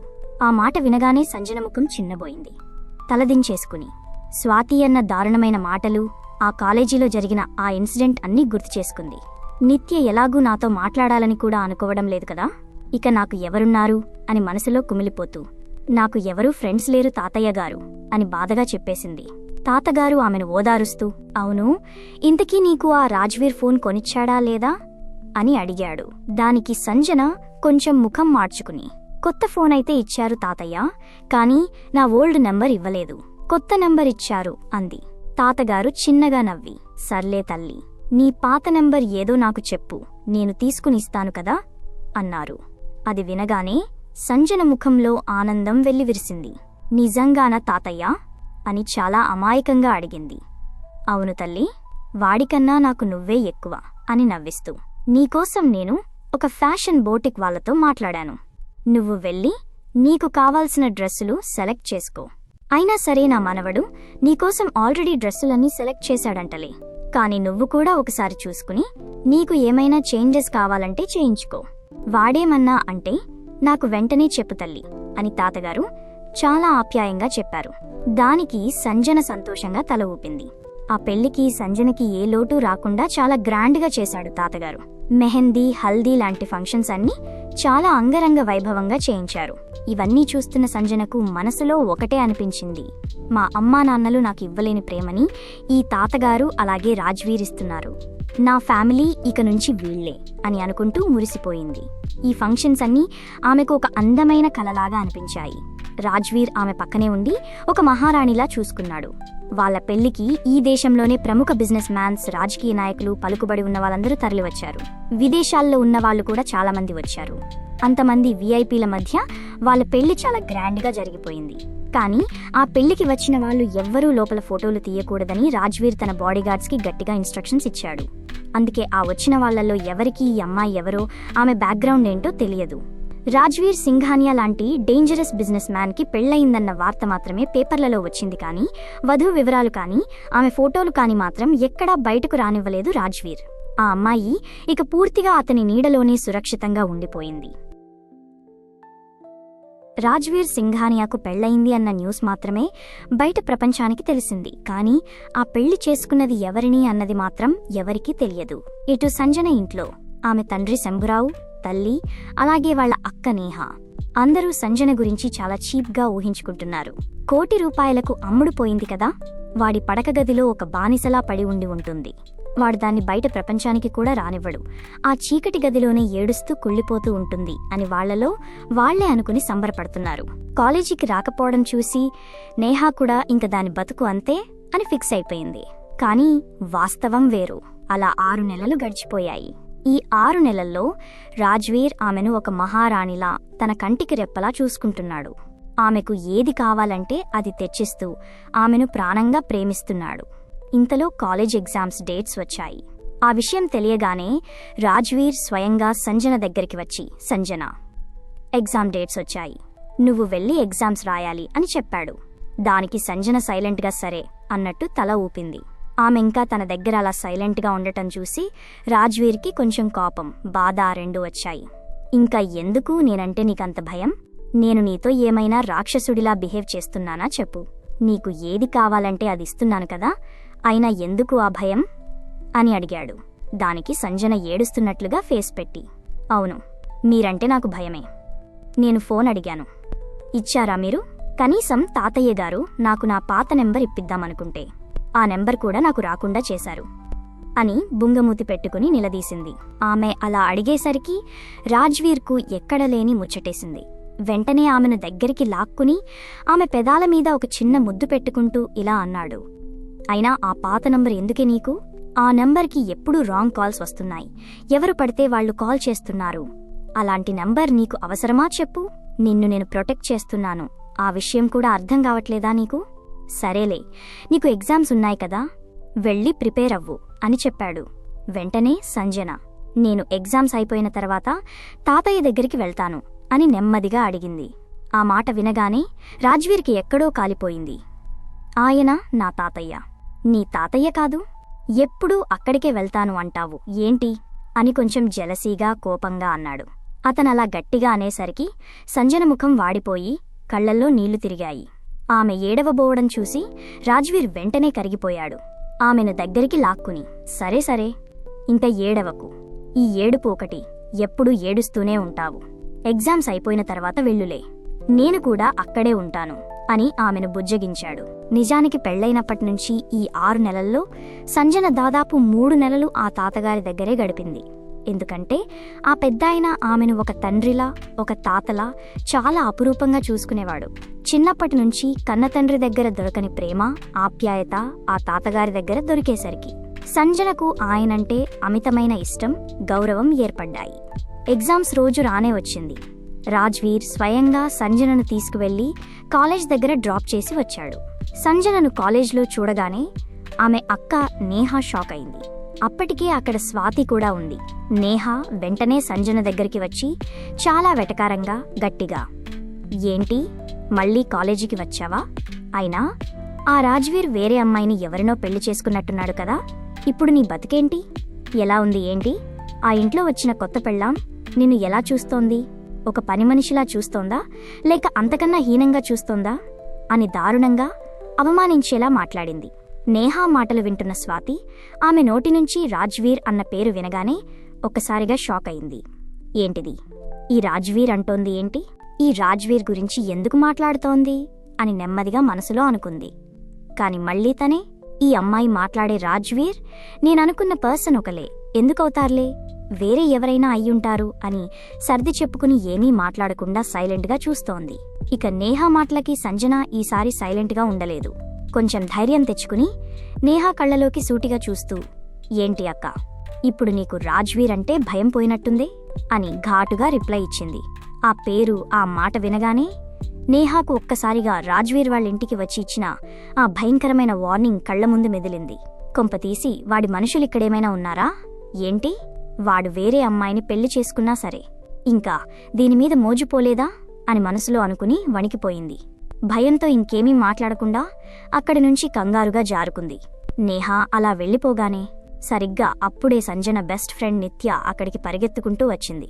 సంజనను చూడగానే నిత్య ఒక్కసారిగా ఆమెను గట్టిగా పట్టుకుని, ఏమైందే నీకు? ఎక్కడికి వెళ్ళిపోయావు ఇన్ని రోజులు? కాలేజీలో నీ గురించి అందరూ ఏమేమి మాట్లాడుకుంటున్నారో తెలుసా? కనీసం ఫోన్ చేద్దామంటే నీ ఫోన్ స్విచ్ ఆఫ్ వస్తోంది. ఇలా చెయ్యొచ్చా అసలు? నీకు నేనొక ఫ్రెండ్ని ఉన్నానని కూడా మర్చిపోయావా అని ఎమోషనల్గా కొంచెం కోపంగా అడిగింది.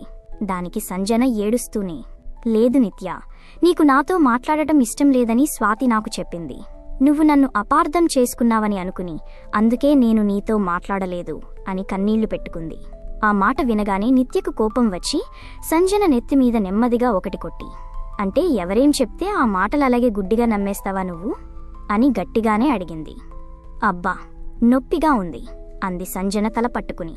సరే, కానీ ఇంతకీ నీ ఫోన్కి ఏమైంది అని అడిగింది నిత్య.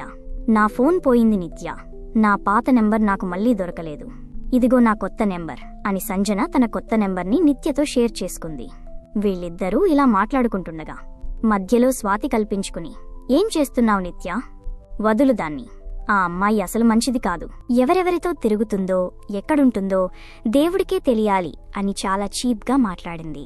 ఆ మాటకు నిత్య కోపంగా స్వాతి వైపు తిరిగి, నువ్వు నోరు మూయి స్వాతి, మీ కుటుంబం గురించి నీ బుద్ధి గురించి నాకు బాగా తెలుసులే. ఎవరో టాప్ పొజిషన్లో స్టాండర్డ్లో ఉంటే వాళ్లతో మాత్రమే స్నేహం చేసే రకం నువ్వు, అందుకేగా నాతో కూడా స్నేహం చేశావు. అసలు నేను సంజన బెస్ట్ ఫ్రెండ్స్, మా ఇద్దరి మధ్యలోకి వచ్చింది నువ్వే కదా. అయినా సరే, నా గురించి దానికి అలా చెప్పడానికి అసలు నువ్వెవరు, నేను మాట్లాడలేదు నేను మాట్లాడను అని దానికి ఎందుకు అబద్ధాలు చెప్పావు నువ్వు అని స్వాతికి దిమ్మ తిరిగేలా చాలా కోపంగా తిట్టేసింది నిత్య. ఆ మాటలకి స్వాతి ఈగో హర్ట్ అయ్యి వెటకారంగా, అయినా నిత్య, ఇలాంటి పోరంబోకులతో మాట్లాడటం నీకు అలవాటేమో కానీ నాకు అలాంటివి ఏమీ అలవాటు లేదు. నేనేదో ఎవరి మాటలు పడితే వాళ్ల మాటలు గుడ్డిగా వినట్లేదు. అది చెడ్డది కాబట్టే కాలేజ్ మొత్తం ఇలా మాట్లాడుకుంటున్నారు. అయినా నీతో నాకెందుకు, మీ ఫ్యామిలీకి ఏదో ఒక రెప్యుటేషన్ ఉందని మంచిగా చెప్దామనుకున్నాను, నీ కర్మ అని చెప్పి అక్కడి నుంచి వెళ్ళిపోబోయింది. అప్పుడు నిత్య మరింత కోపంగా, హలో స్వాతి, ఆ రెప్యుటేషన్ గురించి మంచితనం గురించి నువ్వు మాట్లాడొద్దు. నిజమేంటో తెలుసుకోకుండా ఒక అమ్మాయి మీద నింద వేసే నీలాంటి వాళ్లతో మాట్లాడటమే వేస్ట్. ఇక నువ్వు ఇక్కడి నుంచి దయచేయొచ్చు అని మళ్ళీ గట్టిగా తిట్టి పంపించేసింది. ఎవరూ లేరనుకున్న తనకు నిత్య అంతలా సపోర్ట్ చేసేసరికి సంజన ఎమోషన్ ఆపుకోలేక మళ్ళీ నిత్యను పట్టుకుని బోరున ఏడ్చేసింది. సరేలే, ఏడవకు, రా, ఎగ్జామ్ టైం అయిపోతోంది, ఎగ్జామ్ అయిపోయాక తీరిగ్గా మాట్లాడుకుందాం అని నిత్య ఆమెను తీసుకుని ఎగ్జామ్ హాల్కి వెళ్ళింది. ఎగ్జామ్ అంతా పూర్తయ్యాక ఇద్దరూ ఒక పక్కకు వెళ్లారు. అప్పుడు సంజన జరిగిందంతా, కిడ్నాప్, పెళ్లి, తండ్రి చేసిన మోసం ఏడుస్తూ నిత్యకు చెప్పింది. అదంతా విన్న నిత్య కోపంగా, మీ నాన్న డబ్బు కోసం ఎలాంటి పనులైనా చేస్తాడని నాకు ముందే తెలుసు సంజన, కాని డబ్బు కోసం కన్న కూతురువైన నిన్నే అమ్మేస్తాడనుకోలేదు నేను. ఇంత దుర్మార్గానికి ఒడిగట్టాడు, అసలు వాడు తండ్రేనా అని అసహ్యించుకుంది. ఆ తర్వాత కొంచెం శాంతించి, సరేలే, అయినా మీ నాన్న గురించి మీ ఫ్యామిలీ గురించి పక్కన పెట్టు, ఇంతకీ ఎవరు అతను, ఎవరిని పెళ్లి చేసుకున్నావు నువ్వు అని అడిగింది. ఆ విషయం ఎవరికీ వినిపించకూడదన్నట్టుగా సంజన నెమ్మదిగా రాజ్వీర్ సింఘానియా అని ఆ పేరు చెప్పింది. ఆ పేరు వినగానే నిత్య షాక్ అయ్యింది. వెంటనే తన బ్యాగ్లో ఉన్న ఒక బిజినెస్ మ్యాగజైన్ తీసి అందులో కవర్ పేజీ మీద ఉన్న రాజ్వీర్ ఫోటోని చూపించి, అంటే ఇతనేనా అని అడిగింది. సంజన ఆ ఫోటో చూసి, అవును ఇతనే, కానీ ఇతను ఈ మ్యాగజైన్ పేపర్ మీద ఎందుకున్నాడు అని చాలా షాకింగ్గా అమాయకంగా అడిగింది. ఎందుకంటే సంజనకి అసలు అతను ఎంత పెద్దవాడు, అతని బ్యాక్గ్రౌండ్ ఏంటన్నది ఏమీ తెలియదు.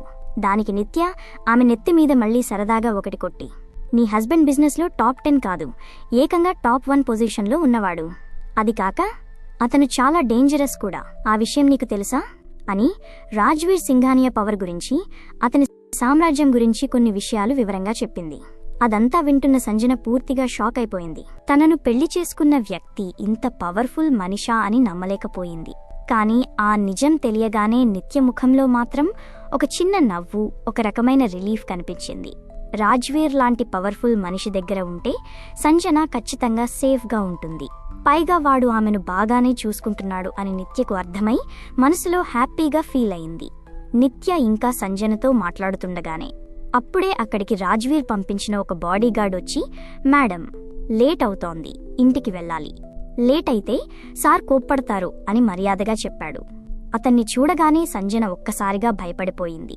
అది గమనించిన నిత్య చిన్నగా నవ్వి, సర్లే సంజన, ఏది ఏమైనా ఇప్పుడు నువ్వు సేఫ్గా ఉన్నావు, అదే నాకు ముఖ్యం, మనం తర్వాత మాట్లాడుకుందాంలే, పాపం నీకోసం అతను వెయిట్ చేస్తున్నట్టున్నాడు, వెళ్ళు అని కొంచెం ఆట పట్టిస్తున్నట్టుగా అంది. ఆ మాటకి సంజన ముఖంలో భయంతో పాటే ఒక చిన్న క్యూట్ చిరునవ్వు కూడా వచ్చింది.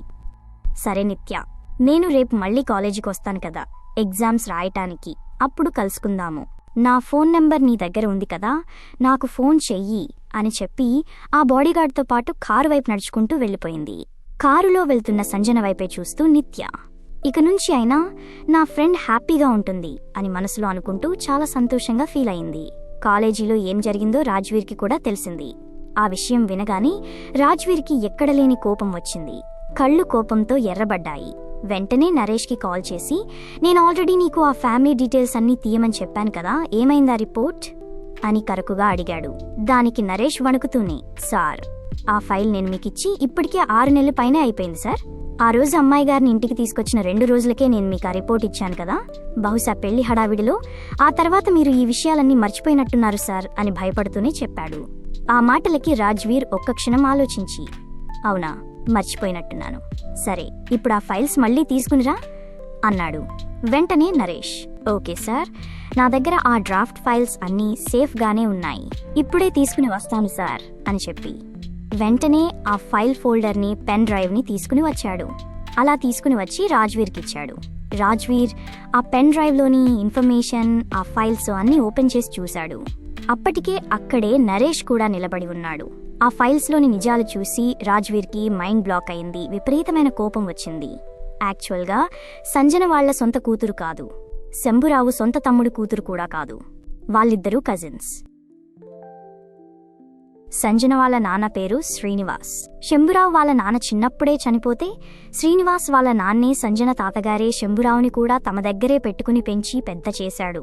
అందుకే ఆస్తి మొత్తం శ్రీనివాస్కొచ్చింది. కానీ శ్రీనివాస్ చనిపోవడానికి ముందే ఆ ఆస్తి మొత్తాన్ని తన కంపెనీని కూతురు సంజన పేరు మీదే పెట్టేశాడు. కానీ ఈ శంభురావుగాడు ఆ కంపెనీని కూడా దారుణంగా ముంచేసి పూర్తిగా క్లోజ్ చేసేశాడు. ఇంత ద్రోహం చేసి ఆ ఆస్తిని అనుభవిస్తూ ఆ ఇంట్లోనే ఉంటూ చివరికి పెంచి పెద్ద చేసిన వాళ్ళ కూతుర్నే ₹1,00,00,000కి అమ్ముకుంటారా అన్న ఆలోచన రాగానే రాజ్వీర్కి రక్తం మరిగిపోయింది. పెంచిన వాళ్ళ కూతుర్నే అమ్మేస్తారా?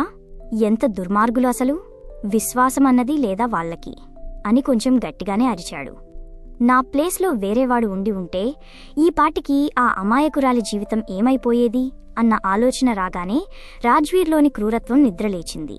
నేను వాళ్ళని ఎందుకు పనికిరాకుండా నాశనం చేయాలి, నాలో ఉన్న మృగాన్ని వాళ్ళకి పరిచయం చేయాలి అన్నట్టుగా తీవ్రంగా డిసైడ్ అయ్యాడు.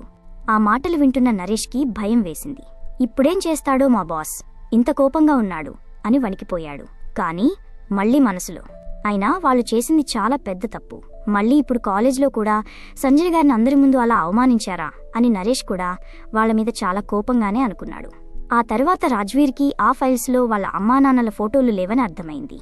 వెంటనే నరేష్ వైపు చూసి చాలా కోల్డ్గా, వెళ్ళి వాళ్ళ అమ్మానాన్నల ఫోటోలు కూడా తీసుకునిరా, ఒకసారి నేను చూడాలనుకుంటున్నాను, అవి నువ్వు తేలేదా అని అడిగాడు. దానికి నరేష్ కంగారుగా, లేదు సార్, నేను అందులో కాపీ చేయలేదనుకుంటాను, ఉండండి ఒక్క నిమిషం అని చెప్పేసి వెంటనే తన వేరే కాబిన్కి వెళ్ళి గబగబా ఆ ఫోటో ఫైల్స్ తీసుకువచ్చి మళ్లీ రాజ్వీర్కి ఇచ్చాడు. ఆ ఫోటోలు చూడగానే రాజ్వీర్కి ఒకటైతే స్పష్టంగా తెలిసింది, సంజనకి చాలా వరకు వాళ్ళ నాన్న పోలికలే ఉన్నాయని. ఈ నిజం సంజనకి చెప్పాలి అనుకుంటూ వెంటనే అక్కడ్నుంచి ఇంటికి బయలుదేరాడు.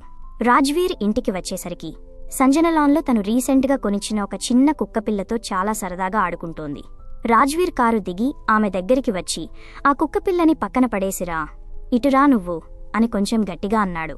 దానికి సంజన బొంగమూతి పెట్టి, అలా గట్టిగా లాగకండి, దానికి నొప్పి తగులుతుంది, మీకు తెలియడం లేదా, చూడండి అది ఎలా ఏడుస్తోందో అంది అమాయకంగా. సరేలే, ఏడిస్తే ఏడవని, నాకెందుకు దాని గురించి, నువ్వు ముందు లోపలికి రా, నీతో కొంచెం మాట్లాడాలి అని ఆమె చేయి పట్టుకుని లోపలికి తీసుకువచ్చాడు.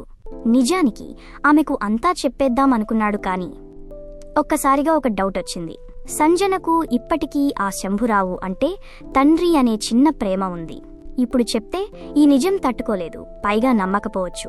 అందుకే ఆ కసాయి ఫ్యామిలీని కిడ్నాప్ చేసి వాళ్ల నోట్నుంచే నిజాలు కక్కించి వీడియో తీయాలని డిసైడ్ అయ్యాడు. తన మూడ్ని మార్చుకుని చాలా సాఫ్ట్గా, ఏం లేదు బంగారం, నీతో కొంచెం మాట్లాడాలి అనుకున్నాను అంతే, కానీ ఏమీ లేదులే, ఈరోజు ఎందుకో నువ్వు నాకు బాగా గుర్తొచ్చావు. ఇంతకీ ఈరోజు ఏడ్చావా ఏంటి అని అడిగాడు. ఆ ప్రశ్నకు సంజన ఒక్కసారిగా షాక్ అయింది. ఎందుకంటే ఈరోజు కాలేజీలో నిత్య దగ్గర తను నిజంగానే ఏడ్చింది. కాని రాజ్వీర్కి తెలిస్తే ఏమంటాడో అని భయపడి, లేదు, నేను ఏడవలేదు అని అబద్ధం చెప్పింది. రాజ్వీర్ ఆమె కళ్లలోకి పదునుగా చూస్తూ, నీ కళ్ళు చూస్తేనే అర్థమవుతోంది, నువ్వు అస్సలు ఏడవలేదులే అని వెటకారంగా, కోపంగా అన్నాడు. సంజన తప్పు చేసినట్టు భయంతో తలదించేసుకుంది. రాజ్వీర్ చిన్నగా నవ్వి ఒక్క ఉదుటున ఆమెను తన చేతుల్లోకి ఎత్తుకుని పైనున్న రూంలోకి తీసుకువెళ్లాడు. ఆ రోజు రాత్రి ఇద్దరూ పైనే భోజనం చేశారు. సంజన గాఢంగా నిద్రపోయిన తర్వాత రాజ్వీర్ తన పిఏ సుధీర్కి ఫోన్ చేశాడు. గొంతులో విపరీతమైన క్రూరత్వం నింపుకుని, సుధీర్, నరేష్కి చెప్పు, వాళ్ళ టీంని తీసుకువెళ్లి ఆ ఫ్యామిలీ మొత్తాన్ని కిడ్నాప్ చేయమని, వాళ్ళని నరకం చూపించి ఆ నిజాలన్నీ వాళ్ళ నోటి నుంచే కక్కించాలి. అదంతా నాకు వీడియో రికార్డ్ అవ్వాలి, చాలా క్లియర్గా కావాలి అని ఆర్డర్ వేశాడు. అవతలి నుంచి సుధీర్ సరే సార్ అని చెప్పి రంగంలోకి దిగాడు. ఆ తర్వాత రోజుల్లో సంజన తన మిగతా ఎగ్జామ్స్ రాస్తూ ఉంది. ఈ ఎగ్జామ్స్ సమయంలో ఆమె తన బెస్ట్ ఫ్రెండ్ నిత్యతో రోజూ మాట్లాడుతోంది. కాలేజీలో కలవడమే కాకుండా ఇంటికి వచ్చాక కూడా ఇద్దరు స్నేహితురాళ్లు రోజూ ఫోన్లో చాలాసేపు మాట్లాడుకుంటూ ఉండేవారు. దానివల్ల సంజన కొంచెం రిలాక్స్డ్గా ఫీల్ అవుతోంది. మరోవైపు ఎగ్జామ్స్ అన్నీ అయిపోయేలోపే సుధీర్ చెప్పడంతో నరేష్ అలాగే వాళ్ళ బాడీగార్డ్స్ టీం మొత్తం వెళ్లి ఆ శంభురావు ఫ్యామిలీ మొత్తాన్ని కిడ్నాప్ చేసేశారు. ఒక రహస్య స్థావరంలో వాళ్ళని బంధించి బాడీగార్డ్స్తో దారుణంగా కొట్టించారు. ఆ దెబ్బలకి తట్టుకోలేక శంభురావు నిజాలన్నీ కక్కడం స్టార్ట్ చేశాడు. అవును, అది నా తమ్ముడి కూతురే, దాన్ని ఇన్నాళ్లు నేనే పెంచాను కదా, ఆ ఆస్తి నేను తీసుకుంటే తప్పేముంది అని సిగ్గు లేకుండా మాట్లాడాడు. ఆ మాటకి బాడీగార్డ్స్ మళ్లీ విరుచుకుపడ్డారు. శంభురావుని, అతని భార్యని, వాళ్ళ ముగ్గురు పిల్లల్ని దారుణంగా కొట్టారు. ముఖ్యంగా పెద్దమ్మాయి నేహాని అయితే ఇంకా దారుణంగా కొట్టారు. నా భార్య ముందే దీనికి తన విలువేంటో తెలియాలి, తన జీవితాన్ని తలుచుకుని తనే ఏడవాలి అని రాజ్వీర్ ప్లాన్ చేశాడు. ఎందుకంటే ఇన్నేళ్లుగా ఆ ఫ్యామిలీ సంజన్ని అంతలా హింసించింది కాబట్టి దానికి డబుల్ ట్రీట్మెంట్ ఇస్తున్నాడు. అలా వాళ్ళందరూ నిజాలు చెప్పేగానే నరేష్ వెంటనే రాజ్వీర్కి ఫోన్ చేసి, సార్, వాళ్ళు నిజాలన్నీ చెప్పేశారు, వీడియోస్ కూడా రెడీ అయిపోయాయి సార్, అందులో అన్నీ క్లియర్గా ఉన్నాయి అని చెప్పాడు. దానికి రాజ్వీర్, సరే అయితే ఆ వీడియోస్ నాకు పంపు, కానీ వాళ్ళని వదలొద్దు, వాళ్ల కోసం నేనింకా పెద్ద ప్లాన్ చేస్తున్నాను, అది వాళ్ళ జీవితంలో ఎప్పటికీ మర్చిపోకూడదు అని కొంచెం కోపంగానే చెప్పి ఫోన్ పెట్టేశాడు. ఫోన్ పెట్టేశాక రాజ్వీర్ తనలో తాను ఇలా అనుకున్నాడు, నా భార్య ఆస్తిని అనుభవిస్తూ నా భార్యనే ఇంటి దగ్గర ఓ పని మనిషిలా ఏడిపించారు. కన్నవాళ్లు లేక చిన్నప్పట్నుంచి కనీస ప్రేమకు కూడా నోచుకోలేదు నా భార్య. తను పడ్డ బాధ కన్నా మీరందరూ ఇంకా ఎక్కువే అనుభవించాలి అని మనసులో కసిగా అనుకున్నాడు. కాసేపటికి నరేష్ పంపించిన ఆ వీడియో రికార్డింగ్స్ అన్నీ రాజ్వీర్కొచ్చాయి. అతను ఆ వీడియోలన్నీ ఒకసారి చూసుకుని ఓకే, పర్ఫెక్ట్ అని అనుకున్నాడు. ఆ తర్వాత ఆ వీడియోల్ని సంజనకి చూపించాలి అనుకుంటూ తన భార్య దగ్గరికి వెళ్లడానికి రూంలోకి వచ్చాడు. అతను రూంలోకి వచ్చేసరికి సంజన అప్పటికే తన ఎగ్జామ్స్ పూర్తి చేసుకుని వాళ్ళ తాతగారి ఇంటికి వెళ్లడానికి రెడీ అవుతూ ఒక సూట్ కేసు తీసుకుని అందులో తన బట్టలు సర్దుకుంటూ ఉంది. సంజన బ్యాగ్ సర్దుకుని బయలుదేరుతుండగా రాజ్వీర్ ఆమెను ఆపాడు. ఆగు సంజన, మీ తాతగారింటికి వెళ్దువు గాని ముందు నీతో కొంచెం మాట్లాడాలి అన్నాడు. ఏం మాట్లాడాలి అని అడిగింది సంజన. రాజ్వీర్ ఆమెను తన పక్కన కూర్చోబెట్టుకుని చాలా సీరియస్గా, నేను నీకు కొన్ని విషయాలు చూపించాలి, కానీ ఒక కండిషన్, నువ్వు అస్సలు ఏడవకూడదు అన్నాడు. సంజన సరే అన్నట్టు తల ఊపింది. రాజ్వీర్ ఆ వీడియో ప్లే చేసి చూపించాడు. ఆ వీడియోలో శంభురావు నోటి నుంచి వచ్చిన నిజాలు చూసి సంజన పూర్తిగా షాక్ అయిపోయింది. కళ్ళు పెద్దవి చేసి నమ్మలేనట్టు చూస్తూ, అంటే వాళ్ళు నా కన్నవాళ్లు కాదా అని అడిగింది. కాదు సంజన, అందుకే నిన్ను అంత వ్యతిరేకంగా ఒక శత్రువులా చూశారు. కాని నేను నిన్ను చూసిన మొదటి క్షణంలోనే ఇష్టపడ్డాను, ప్రేమించాను, అందుకే నిన్ను నా దగ్గరికి తెచ్చుకుని పెళ్లి చేసుకున్నాను అన్నాడు. రాజ్వీర్ లాంటి కోల్డ్ పర్సన్ నోటి నుంచి ఆ ప్రేమ మాటలు వినడం కొంచెం వింతగా ఉన్నా సంజన గుండె ఆనందంతో నిండిపోయింది. ఆ నిజం ఇచ్చిన ఊరట, రాజ్వీర్ చూపించిన ప్రేమ చూసి సంజన ఒక్కసారిగా వెళ్లి అతన్ని చాలా గట్టిగా హగ్ చేసుకుంది. నాకు ఇంకేం వద్దు, నాకెవ్వరూ వద్దు, మీరు ఒక్కరు ఉంటే చాలు నాకు అంది ఎమోషనల్గా. రాజ్వీర్కి లోపల చాలా సంతోషం అనిపించినా పైకి వెటకారంగా, అయితే మా తాతగారు కూడా అవసరం లేదన్నమాట, ఇంకా ఆయన దగ్గరికి వెళ్ళక్కర్లేదు. హమ్మయ్యా అన్నాడు. లేదు, తాతయ్య దగ్గరికి వెళ్ళాలి, నాకు తాతయ్య కావాలి అంది సంజన ముద్దుగా. ఆమె అలా అనేసరికి రాజ్వీర్ ముఖం కొంచెం మార్చుకుని, సరే సరే, నేను ఏమనట్లేదు, నిన్ను పంపిస్తాను. కానీ ఒకటి మాత్రం బాగా గుర్తుపెట్టుకో, ఇన్ ఫ్యూచర్లో నిన్ను ఎవరైనా ఏమైనా అంటే నీ పక్కన నా పేరుంది, రాజ్వీర్ సింఘానియా భార్యవనే పవర్ని వాడుకో. నేను నీ పేరును, మన పెళ్లిని ఇప్పటిదాకా బయట ప్రపంచానికి ఎందుకు చెప్పలేదంటే నాకు చాలామంది శత్రువులున్నారు. ఆ శత్రువులు నిన్ను టార్గెట్ చేస్తారేమో అన్నదే నా భయం. ఆ భయంతోనే నేను మన పెళ్లిని సీక్రెట్గా ఉంచాను అని చెప్తూ ఆమె నుదుటి మీద ఆప్యాయంగా ముద్దు పెట్టుకున్నాడు. సంజన సరే అన్నట్టు తల ఊపింది. అప్పుడు రాజ్వీర్ గొంతు మార్చి చాలా క్రూరంగా, ఇంకొక విషయం, నేను నీ పాత ఫ్యామిలీకి ఒక పనిష్మెంట్ ఇవ్వబోతున్నాను. ఆ శిక్ష చాలా దారుణంగా ఉంటుంది. నువ్వు ఆ విషయంలో ఎప్పటికీ తలదూర్చకూడదు, ఇది బాగా గుర్తుపెట్టుకో అన్నాడు. పనిష్మెంటా? ఎందుకు సార్, వాళ్ల తలరాతను వాళ్లే చూసుకుంటారులేండి, వదిలేసేయండి అంది సంజన జాలితో. నేను అలా వదిలేసే రకాన్ని కాను సంజన అని కరకుగా చెప్పి, సరే, నువ్వు మీ తాతయ్య ఇంటికి వెళ్తానన్నావు కదా, కారు రెడీగా ఉంది, బయల్దేరు అన్నాడు. సంజన సరే అని తల ఊపి కార్లో తాతగారి ఇంటికి వెళ్ళిపోయింది. అక్కడ తాతయ్య దగ్గర ఆమె చాలా సంతోషంగా గడుపుతోంది. ఆయనతో మాట్లాడుతూ, ఇంట్లో రుచికరమైన వంటలు చేస్తూ, ఆ వంటలను ఆయనకు తినిపిస్తూ ఇద్దరూ చాలా హ్యాపీగా ఉన్నారు. భోజనం చేస్తూ తాతగారు అడిగారు, ఏంటమ్మా, ఇంకా నీ మొగుడు రాలేదు? ఆ మాటకి సంజనకి నవ్వొచ్చింది. ఏంటి తాతయ్యా, నా మొగుడినా? ఆయన మీకు మనవడు కాదా అని అడిగింది సరదాగా. మనవడేనమ్మా, కాని వాడు నాతో అల్లుడి కన్నా దారుణంగా బిహేవ్ చేస్తాడు అని నవ్వాడాయన. అంటే నేను మీకు మనవరాలిని, ఆయన మీకు అల్లుడన్నమాట అని నవ్వింది సంజన. తాతగారు నవ్వుతూ ఆమెను దగ్గరికి లాక్కుని తన ఒడిలో పడుకోబెట్టుకున్నాడు. సంజన చాలా రోజుల తర్వాత ఏ టెన్షన్ లేకుండా ప్రశాంతంగా ఆయన ఒడిలో నిద్రపోయింది. కానీ ఇక్కడ సిటీలో మాత్రం రాజ్వీర్ సింఘానియా ఆ శంభురావు ఫ్యామిలీకి జీవితంలో మర్చిపోలేని ఒక భయంకరమైన అతిపెద్ద పనిష్మెంట్ని రెడీ చేస్తున్నాడు.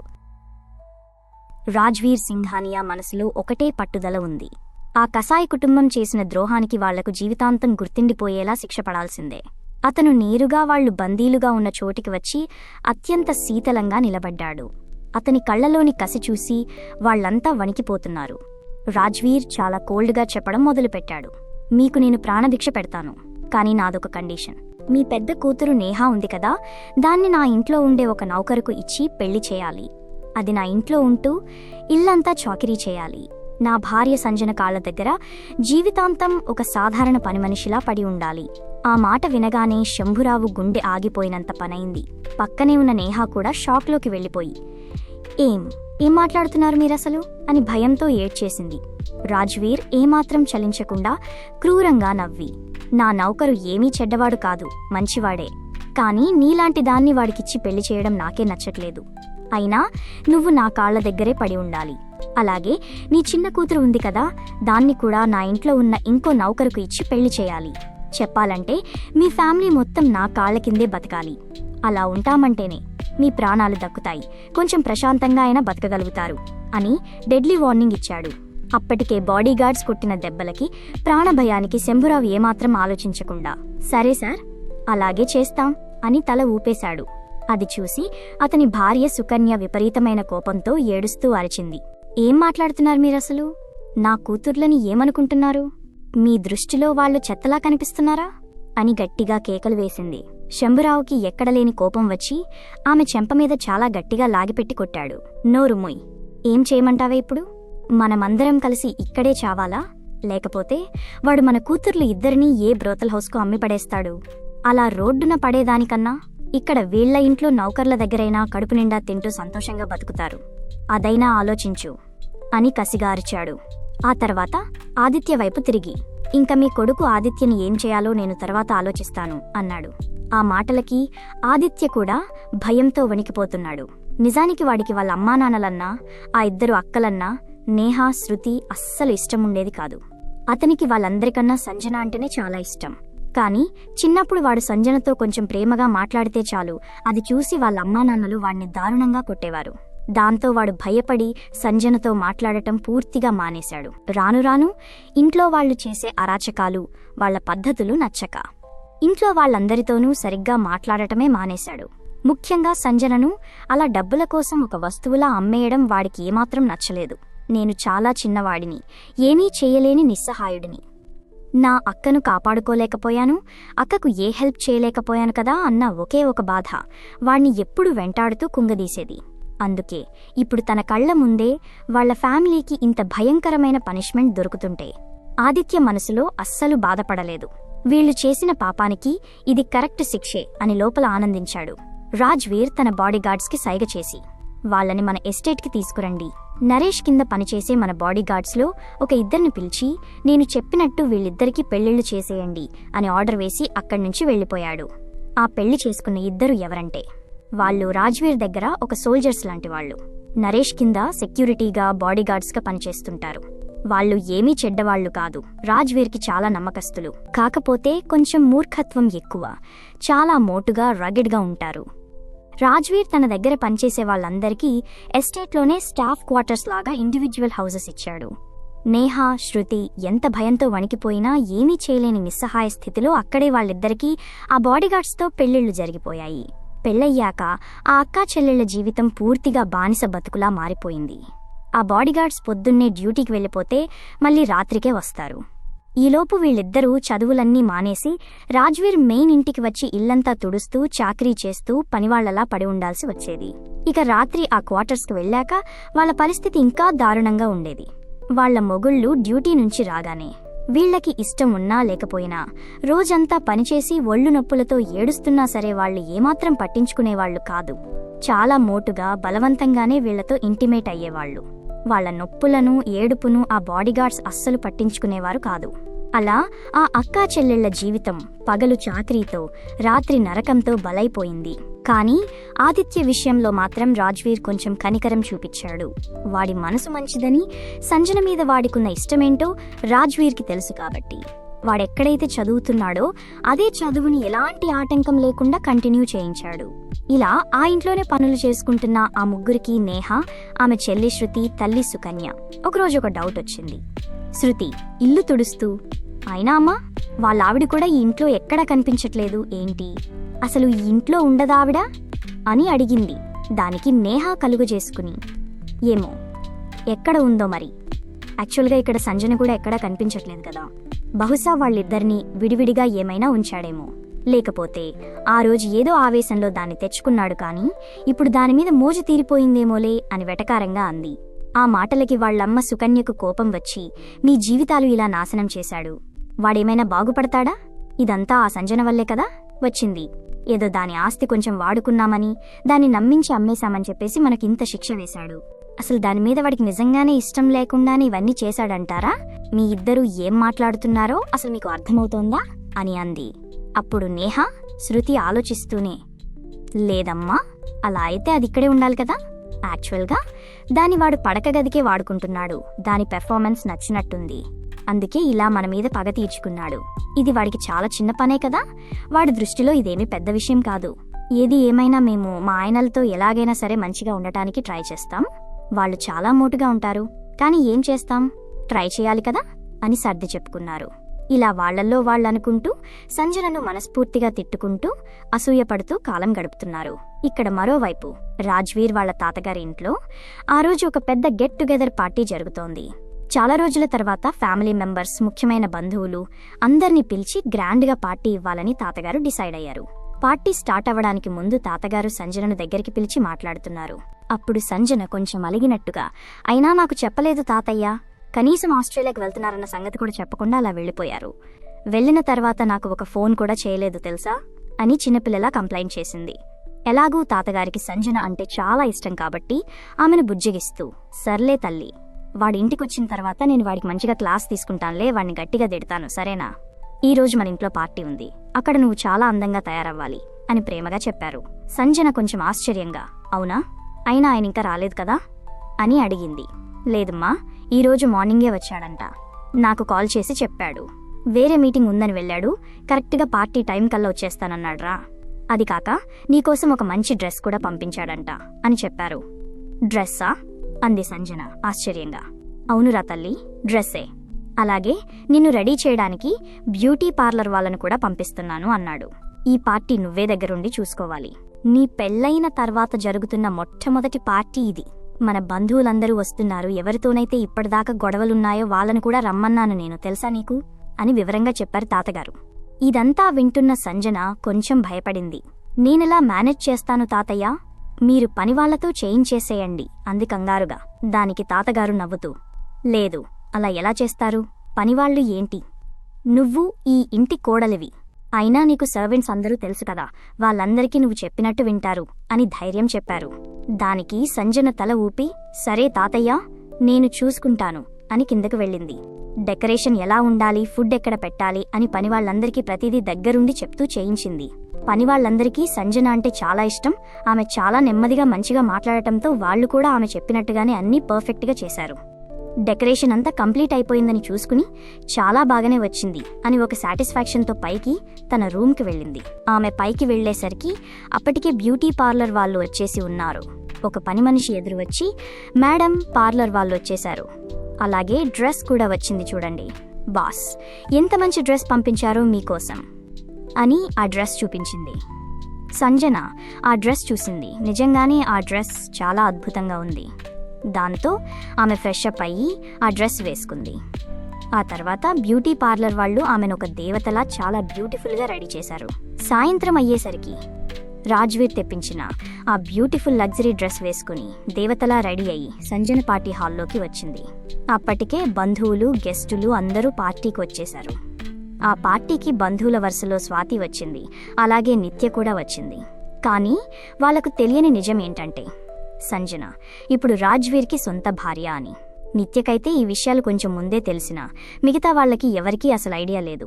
కొంతమంది కాలేజ్ ఫ్రెండ్స్ కూడా ఉన్నారు, ఎందుకంటే వాళ్ళంతా చాలా పెద్ద సొసైటీకి చెందిన వాళ్ళు. అక్కడ పార్టీలో మహారాణిలా తిరుగుతున్న సంజనను చూడగానే ఆ కాలేజ్ ఫ్రెండ్స్ మధ్యలో గుసగుసలు మొదలయ్యాయి. అరే, ఈ అమ్మాయి ఆ సంజనే కదా, ఎవరితోనో లేచిపోయిందని కాలేజీలో మాట్లాడుకున్నారే, ఈ అమ్మాయి ఇక్కడ సింఘానియా ఎస్టేట్లో ఉందేంటి అని ఒకరంటే, మనకేం తెలుసు ఇక్కడ ఏం చేసిందో, ఎవర్ని తన బుట్టలో వేసుకుని ఇక్కడికి వచ్చిందో అని ఇంకొకరు చాలా చీప్గా మాట్లాడుకున్నారు. అవన్నీ వింటున్న సంజనకి చాలా బాధేసింది. వాళ్ళు అలా గుసగుసలాడుకుంటుండగానే స్వాతి ఒక్కసారిగా సంజన ముందుకు వచ్చి అందరి ముందు గట్టిగా నిలదీసింది. ఏ సంజన, నువ్వు ఎక్కడున్నావు అసలు? నీలాంటి క్యారెక్టర్ లేనిదానికి ఇంత పెద్ద రాయల్ పార్టీలో ఈ సింఘానియా ఎస్టేట్లో ఉండే అర్హత అస్సలు లేదు అని చాలా దారుణంగా, అవమానకరంగా మాట్లాడింది. ఆ మాటలకి సంజన గుండె తరుక్కుపోయింది. కళ్లల్లో నీళ్లు తిరిగాయి. అందరి ముందు అలా అవమానిస్తుంటే ఏం మాట్లాడాలో అర్థం కాక నిశ్శబ్దంగా ఉండిపోయింది. సరిగ్గా అప్పుడే అక్కడికి నిత్య వచ్చింది, స్వాతి వైపు సీరియస్గా చూస్తూ. ఏ స్వాతి, ఏం మాట్లాడుతున్నావు? ఎవరితో ఏం మాట్లాడుతున్నావో కొంచెం ఆలోచించి మాట్లాడు. నువ్వు మాట్లాడిన ఈ మాట నువ్వు మళ్ళీ వెనక్కి తీసుకోలేవు. దీనివల్ల రేపు నీ ఫ్యామిలీ కూడా సఫర్ అవ్వచ్చు అని కొంచెం సీరియస్గానే, అందులో వెటకారం కలిపి వార్నింగ్ ఇచ్చింది. ఆ తర్వాత కన్నీళ్లతో ఉన్న సంజన వైపు తిరిగి, ఏడవకు సంజన, నువ్వు ఎప్పుడూ ఇలాగే ఏడుస్తుంటావు. అసలు నువ్వు ఎవరో నువ్వు మర్చిపోకు అని కొంచెం ధైర్యం చెప్పినట్టుగా ఓదార్చింది. సరిగ్గా అదే సమయంలో ఆస్ట్రేలియా నుంచి డైరెక్ట్గా వచ్చిన రాజ్వీర్ సింఘానియా సూట్లో అత్యంత దర్పంగా, రాయల్గా హాల్లోకి అడుగుపెట్టాడు. హాల్లోకి ఎంటర్ అవ్వగానే అందరూ భయంతో, గౌరవంతో తప్పుకున్నారు. అతను నేరుగా సంజన దగ్గరికే వచ్చాడు. ఆమె వైపు చూసి అతని కళ్ళు మెరిశాయి. బంగారం, ఈ డ్రెస్ నేను నీకోసం తీసుకున్నప్పుడు కూడా అనుకోలేదు నువ్వు ఇందులో ఇంత అందంగా ఉంటావని. బ్యూటిఫుల్ అని చెప్తూ ఆమెను దగ్గరికి లాక్కుని అందరి ముందు ఆమె పెదాల మీద ఒక గాఢమైన ముద్దు పెట్టాడు. ఇదంతా చూస్తున్న వాళ్ళందరూ షాక్ అయిపోయారు. రాజ్వీర్ సంజన చేయి పట్టుకుని కొంచెం పక్కకు తీసుకువెళ్తుండగా స్వాతి ఆశ్చర్యం తట్టుకోలేక ముందుకు వచ్చి ఏదో చెప్పడానికి ట్రై చేసింది. రాజ్వీర్, మీరేం చేస్తున్నారు రాజ్వీర్? ఈ అమ్మాయి క్యారెక్టర్ అసలు మంచిది కాదు, చాలా చీప్ అని నీచంగా మాట్లాడింది. రాజ్వీర్ కోపంగా ఆమె వంక చూసి, అసలు నువ్వు ఎవరివి అని అడిగాడు. స్వాతి కొంచెం కంగారు పడుతూ, నేను మీ పిన్ని వాళ్ళ కూతుర్ని సార్, మనం చిన్నప్పుడు కలిసే పెరిగాం అని చెప్పడానికి ట్రై చేసింది. అది వినగానే రాజ్వీర్ కళ్ళు మరింత పదునెక్కాయి. పిన్ని వాళ్ళ కూతురువైతే పక్కనుండు, అసలు నా భార్య గురించి ఏం మాట్లాడుతున్నావు నువ్వు అని చాలా కోల్డ్గా, ఎవరూ మళ్ళీ నోరెత్తకుండా గట్టిగా వార్నింగ్ ఇచ్చాడు. ఆ కోపానికి స్వాతి భయంతో వణికిపోయి సైలెంట్ అయిపోయింది. ఆ తర్వాత రాజ్వీర్ సంజన చేయి పట్టుకుని ఆ క్రౌడ్లో నుంచి కొంచెం పక్కకి తీసుకువెళ్లాడు.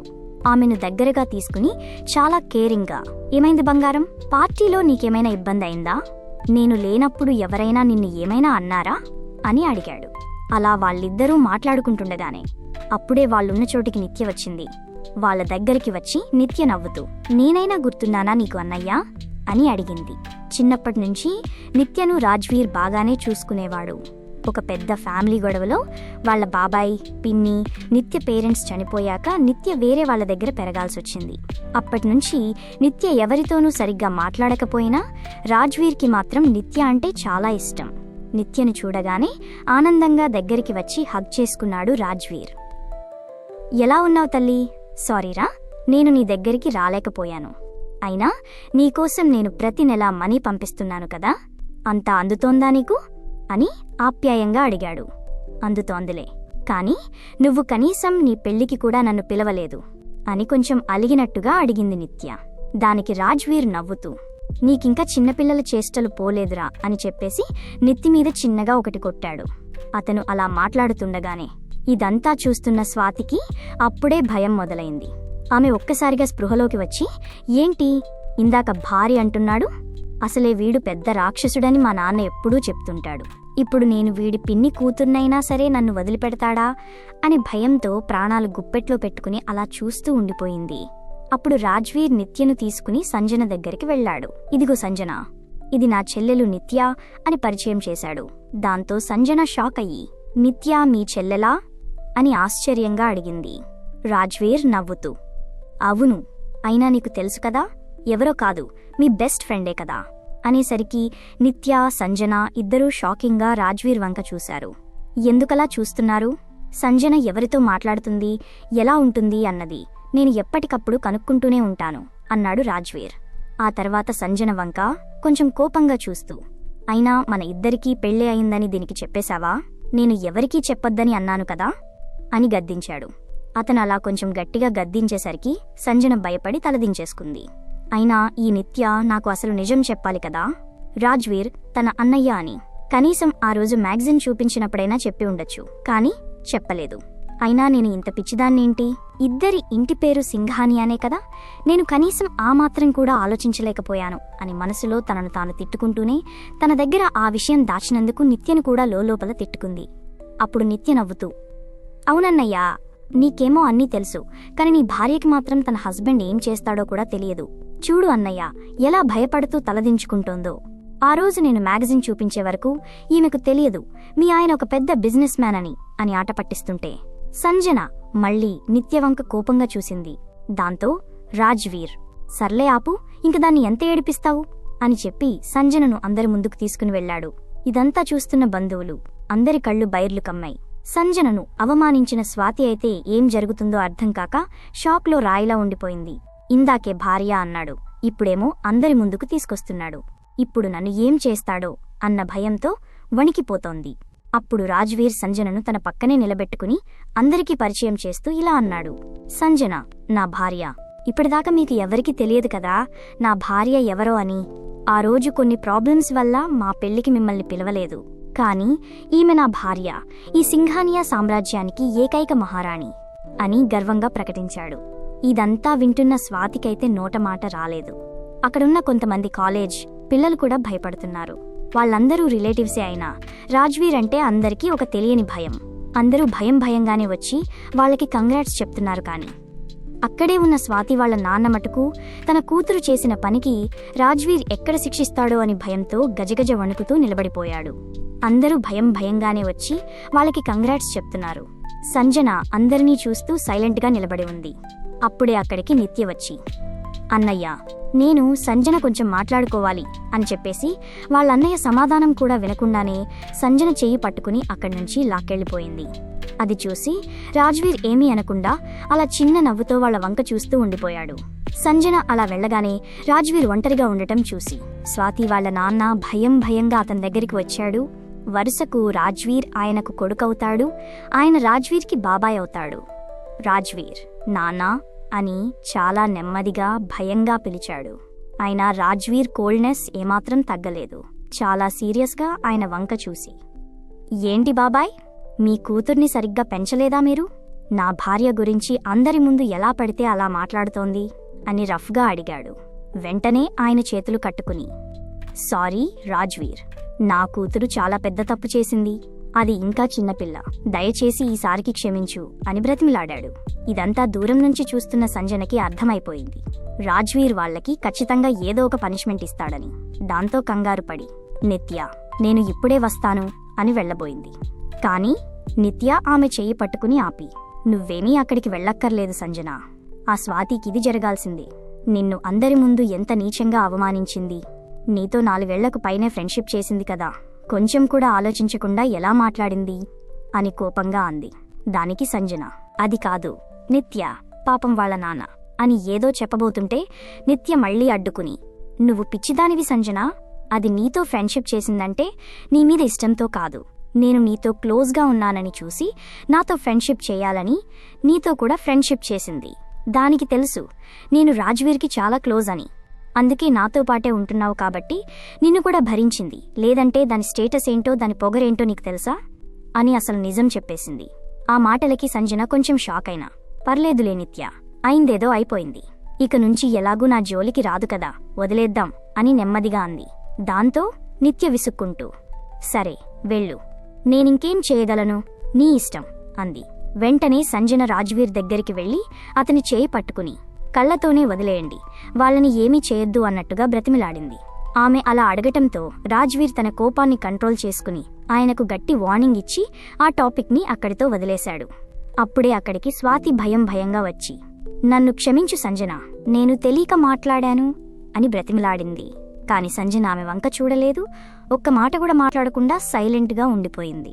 స్వాతి మాత్రం రాజ్వీర్ తనని ఇంకెక్కడ ఏం చేస్తాడో అన్న భయంతోనే అక్కడ్నుంచి వెళ్ళిపోయింది. అలా ఆ రాయల్ పార్టీ ముగిసింది. బంధువులు, గెస్టులు అందరూ ఒక్కొక్కరుగా ఇంటికి వెళ్ళిపోయారు. కాని నిత్యమటుకు అక్కడే ఉండిపోయి, అన్నయ్యా, నేను ఇక్కడే నీతో పాటే ఉండిపోవచ్చా అని అడిగింది. అప్పుడు రాజ్వీర్ చాలా ప్రేమగా ఆమెను దగ్గరికి తీసుకుని, సరేరా ఉండిపో అన్నాడు. అయినా ఇన్నాళ్ళు నువ్విప్పటిదాకా హాస్టల్లోనే ఉన్నావని బాధపడుతున్నావు కదా, నిజానికి ఎవరికీ నీ కస్టడీ రాకుండా చేసింది నేనే. ఎందుకంటే నీకు 18 ఏళ్లు వచ్చే వరకు నువ్వు ఎవరి కస్టడీలోనూ లేకపోతే నువ్వు ఇండివిడ్యువల్ అవుతావు. అప్పుడు నీ లైఫ్ మీద నీకే పూర్తి హక్కులుంటాయి. అందుకే ఆ కేసును కావాలనే అలా లాక్ చేయించాను. ఈ కారణం వల్లే నేను కూడా నీ కస్టడీ తీసుకోలేదు. కానీ ఈ 4 సంవత్సరాలు నువ్వు హాస్టల్లో ఉండి కొంచెం ఇబ్బంది పడ్డావు. అందుకు నేను కూడా ఫీల్ అయ్యాను. నీకు 18 ఏళ్లు రాగానే నిన్ను తీసుకొచ్చేద్దామనుకున్నాను, కానీ వేరే పనుల్లో బిజీ అయిపోయి రాలేకపోయాను. అందుకే ఎవ్రీ మంత్ నీకు మనీ మాత్రం కరెక్ట్గా పంపించగలిగాను అని అసలు నిజం చెప్పాడు. ఆ తర్వాత గొంతులో కొంచెం సీరియస్నెస్ పెంచి, ఇక నుంచి నువ్వు ఎక్కడ ఉండాలంటే అక్కడ ఉండొచ్చు. మీ అమ్మ వాళ్ళ సైడ్ బంధువుల దగ్గరికి నువ్వు ఇంకా వెళ్లాల్సిన అవసరం అస్సలు లేదు. వాళ్ళు అసలు మంచివాళ్ళు కూడా కాదు. వాళ్ళని కూడా ఒక దారికి తెస్తాను. వాళ్ళ పని నేను పడతానులే అని కోపంగా అన్నాడు. ఆ తర్వాత ప్రేమగా తన చెల్లి నిత్య నుదుటి మీద ఒక ముద్దు పెట్టుకుని సంజనను, నిత్యను ఇద్దరినీ తనతో పాటు లోపలికి తీసుకుని వెళ్లిపోయాడు. రాజ్వీర్ ఇంట్లో సంజన పాత ఫ్యామిలీ, సంబురావు, అతని భార్య, కూతుర్లు ఒక పనివాళ్లలా ఇల్లంతా చాకరీ చేస్తూ నరకం అనుభవిస్తున్నారు. కానీ వాళ్ళ తమ్ముడు ఆదిత్య మాత్రం వాళ్లతో పాటు లేకుండా హ్యాపీగా కాలేజీకి వెళ్తున్నాడు. వాళ్ళ తమ్ముడు కాలేజీ నుంచి ఇంటికి రాగానే రాజ్వీర్ అతనికిచ్చిన ఒక స్పెషల్ రూంలోకి సంజన నెమ్మదిగా వెళ్ళింది. ఆదిత్య, నువ్వు కూడా ఇక్కడే ఉన్నావా? నిన్ను ఎవరైనా ఏమైనా అంటున్నారా అని కంగారుగా నెమ్మదిగా అడిగింది. దానికి ఆదిత్య నవ్వుతూ, లేదు అక్కా, నన్ను ఇక్కడ బానే చూసుకుంటున్నారు. రాజ్వీర్ బావగారికి ఎవరిని శిక్షించాలో ఎవరిని క్షమించాలో చాలా బాగా తెలుసు అన్నాడు. సరిగ్గా అప్పుడే రాజ్వీర్ ఆ రూంలోకి వచ్చాడు. నాకు తెలుసు సంజన, నీకు మీ తమ్ముడు అంటే ఇష్టమని. వాడు మీ ఇంట్లో వాళ్ళలా చెడ్డవాడైతే కాదు, చాలా మంచివాడని నాకు ముందే తెలుసు. చిన్నప్పుడు నీకు వాళ్ళు ఫుడ్ పెట్టకపోతే వీడే నీకు దాచిపెట్టి పెట్టేవాడు. ఆ ఇంట్లో నువ్వు కొంచెమైనా హ్యాపీగా నవ్వావంటే దానికి కారణం మీ తమ్ముడే అని కూడా నాకు తెలుసు. అందుకే మీ తమ్ముణ్ణి ఇంత మంచిగా చదివిస్తున్నాను. ఆ తర్వాత ఆదిత్య వైపు చాలా కోల్డ్గా, సీరియస్గా చూస్తూ, కానీ వాడు ఒకటి మాత్రం బాగా గుర్తుపెట్టుకోవాలి. చదువుకుని మంచి ఉద్యోగం వచ్చాక ఇక్కడ శిక్ష అనుభవిస్తున్న వాళ్ల తల్లిదండ్రులకు కానీ వాళ్ల అక్కలకు కానీ ఏ రకమైన హెల్ప్ చేయకూడదు. అది అస్సలు మంచి పద్ధతి కాదు అని గట్టిగా వార్నింగ్ ఇచ్చాడు.